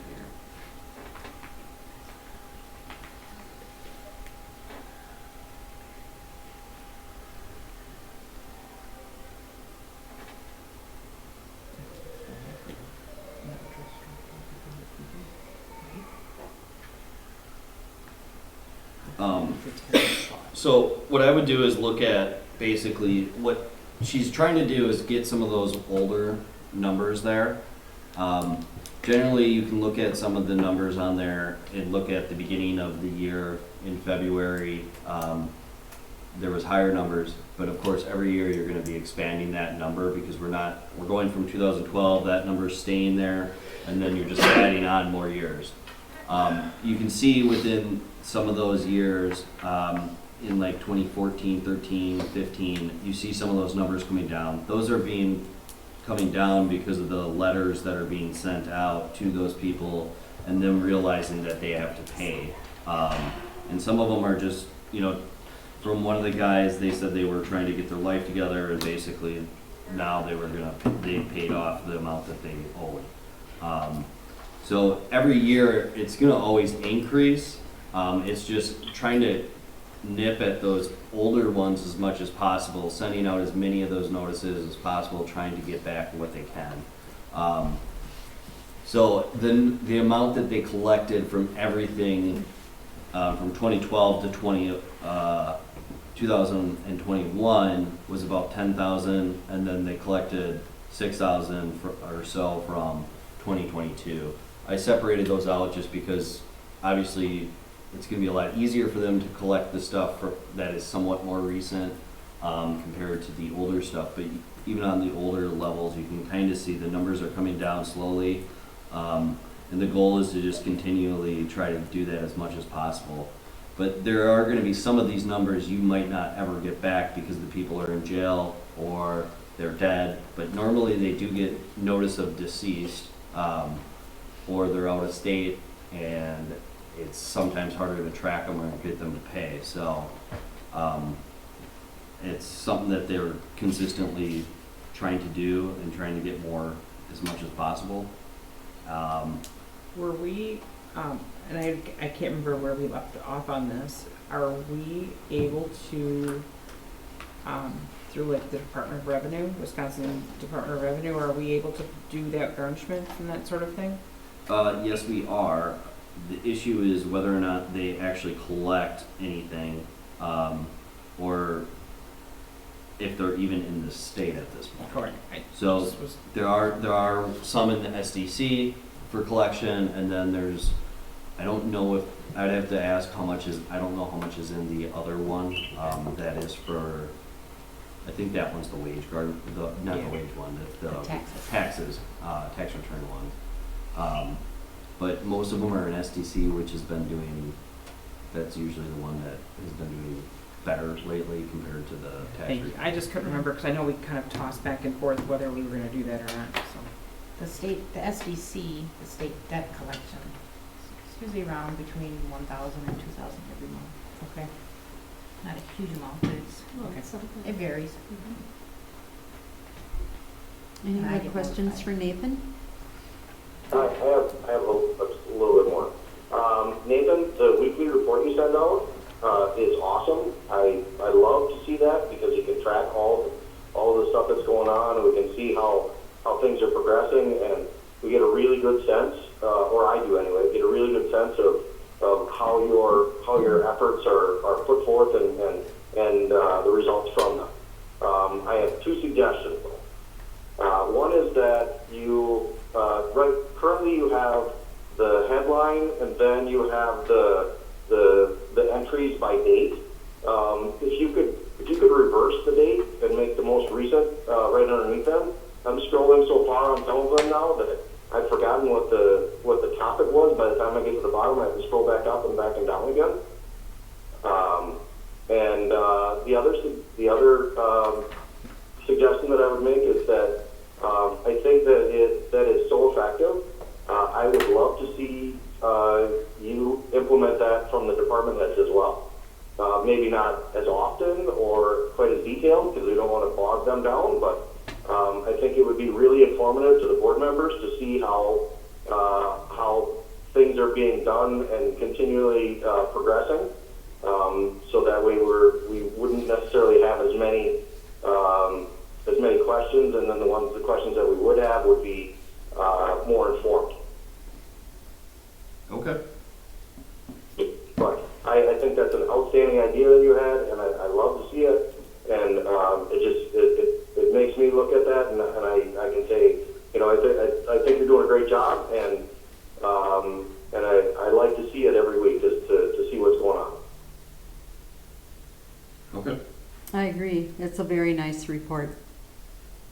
So Jim, I just need clarification. Are you suggesting that the department heads do a weekly report to Nathan and Nathan follow it? Well, maybe not weekly, but I mean something along the same lines, because I mean, if you look at, for instance, Aaron, right? I mean, we're not all up to date all the time on everything that public works projects are, how they're progressing, and we get an update at the board meeting, but it's all crammed together really quick.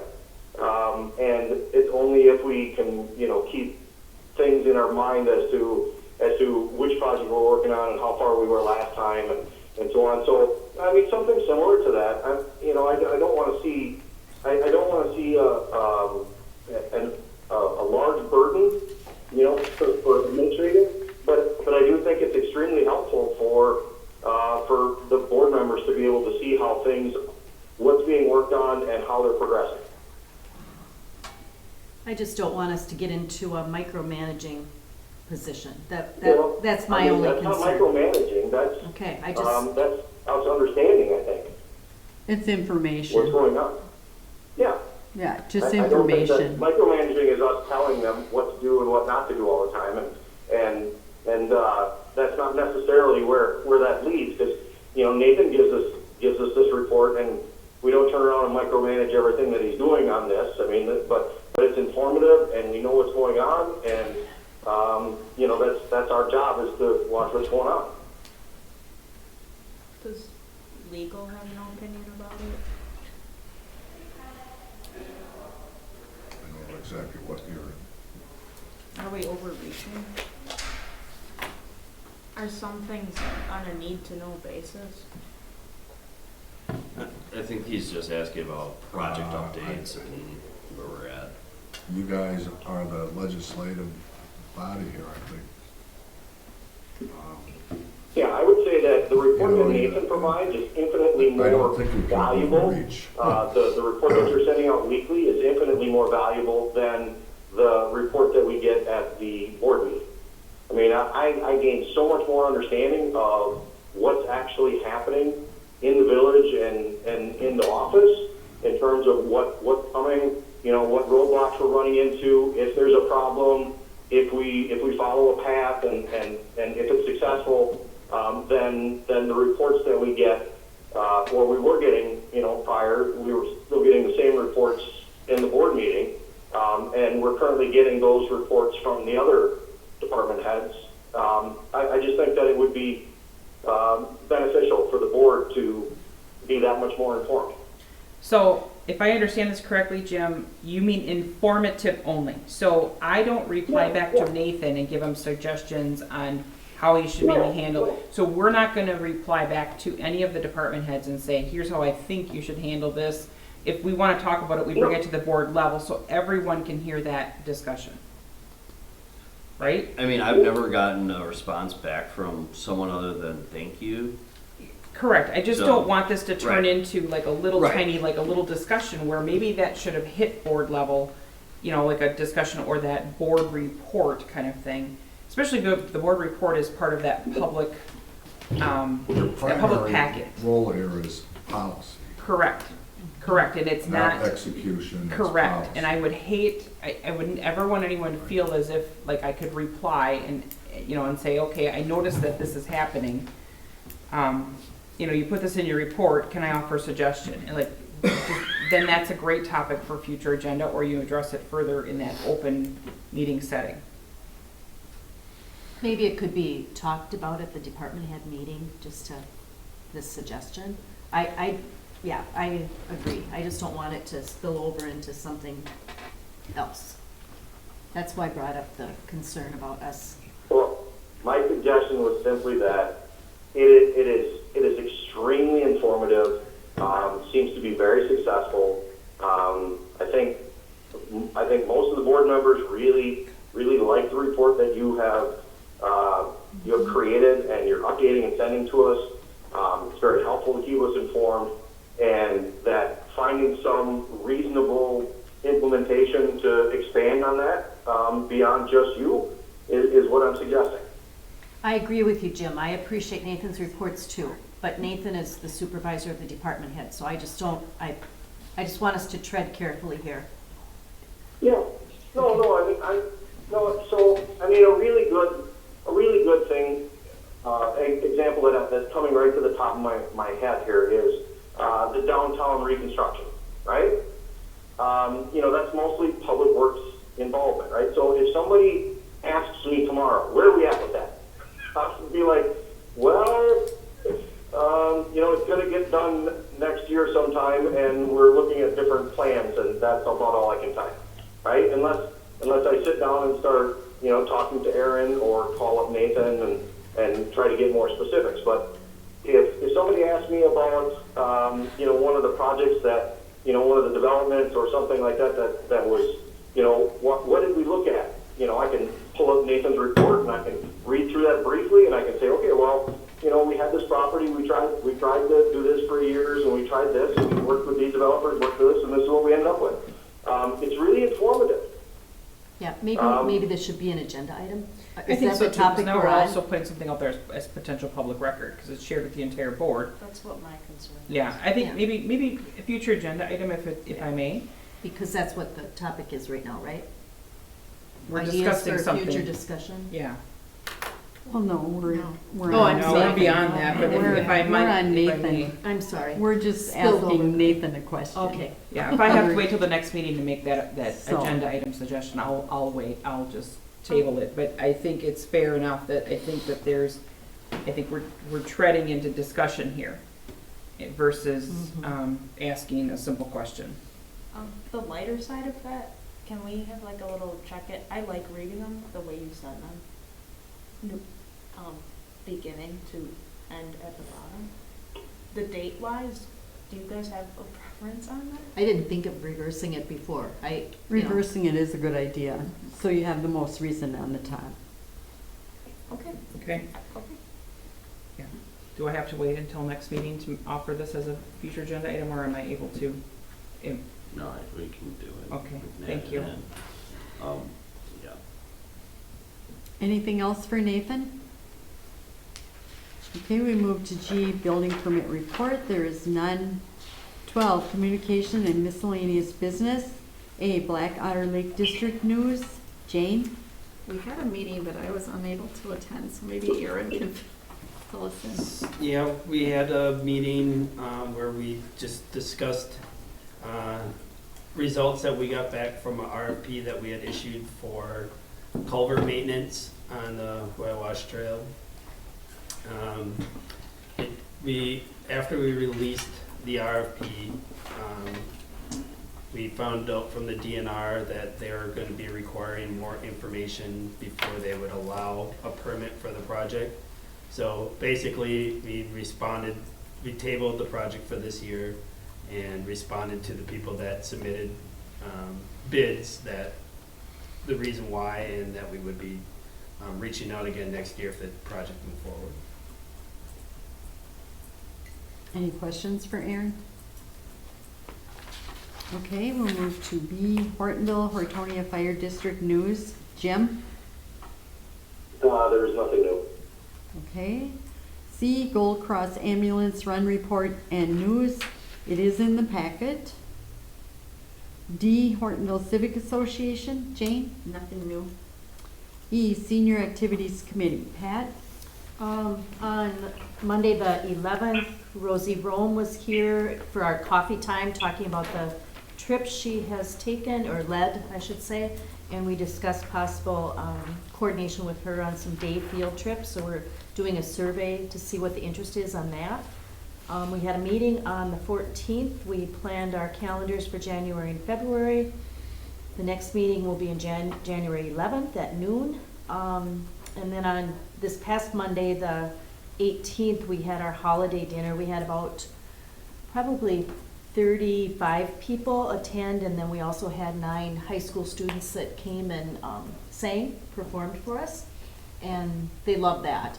And then we had a meal, just a light meal, Subway and Alley Cat cookies, and then we toured the lights around town. We had 3 vans, our Helping Hands van and 2 from Neighbors Program, and 2 cars, so we had about 15 people that toured, looked at the Christmas lights, and everybody seemed to really enjoy it. Want to thank Aaron's staff for getting the room all set up for us. That was very helpful. Any questions for Pat? You know, I have one more thing. I want to make sure that everybody saw the email that I sent out on Officer Lohr's resignation. Yes. Okay. Okay, we'll move to 13, comments and suggestions from I citizens. couldn't, whatever was just said about an email, I couldn't really hear. I asked if everybody had seen the email that I sent out on December 17th concerning Officer Lohr's resignation. Okay. I did not. But you probably want to have. Okay, we'll move to 13, comments and suggestions from citizens present. No. Okay. And then 14, I would need a motion to go into closed session. I'll make a motion to go into closed session with state statute 19.851G, conferring with legal counsel for the governmental body who is rendering oral or written advice concerning a strategy to be adopted by the body with respect to litigation in which it is or is likely to become involved, specifically the lawsuit for opioid crisis. Second? Roll call. Grace? Aye. Aye. Aye. Aye. Aye. Jim? Jim? Are you there? Jim, are you there? It's quiet, so he must not be. Yeah. Aye. There it goes. Okay. Motion carried. We will need 5 minutes recess to clear the meeting room. 18, any action on matters discussed in closed session? There is none. 19, I would need a motion to adjourn. I'll make a motion to adjourn. I'll second. All in favor? Aye. Aye. Opposed? We are now adjourned at 8:21.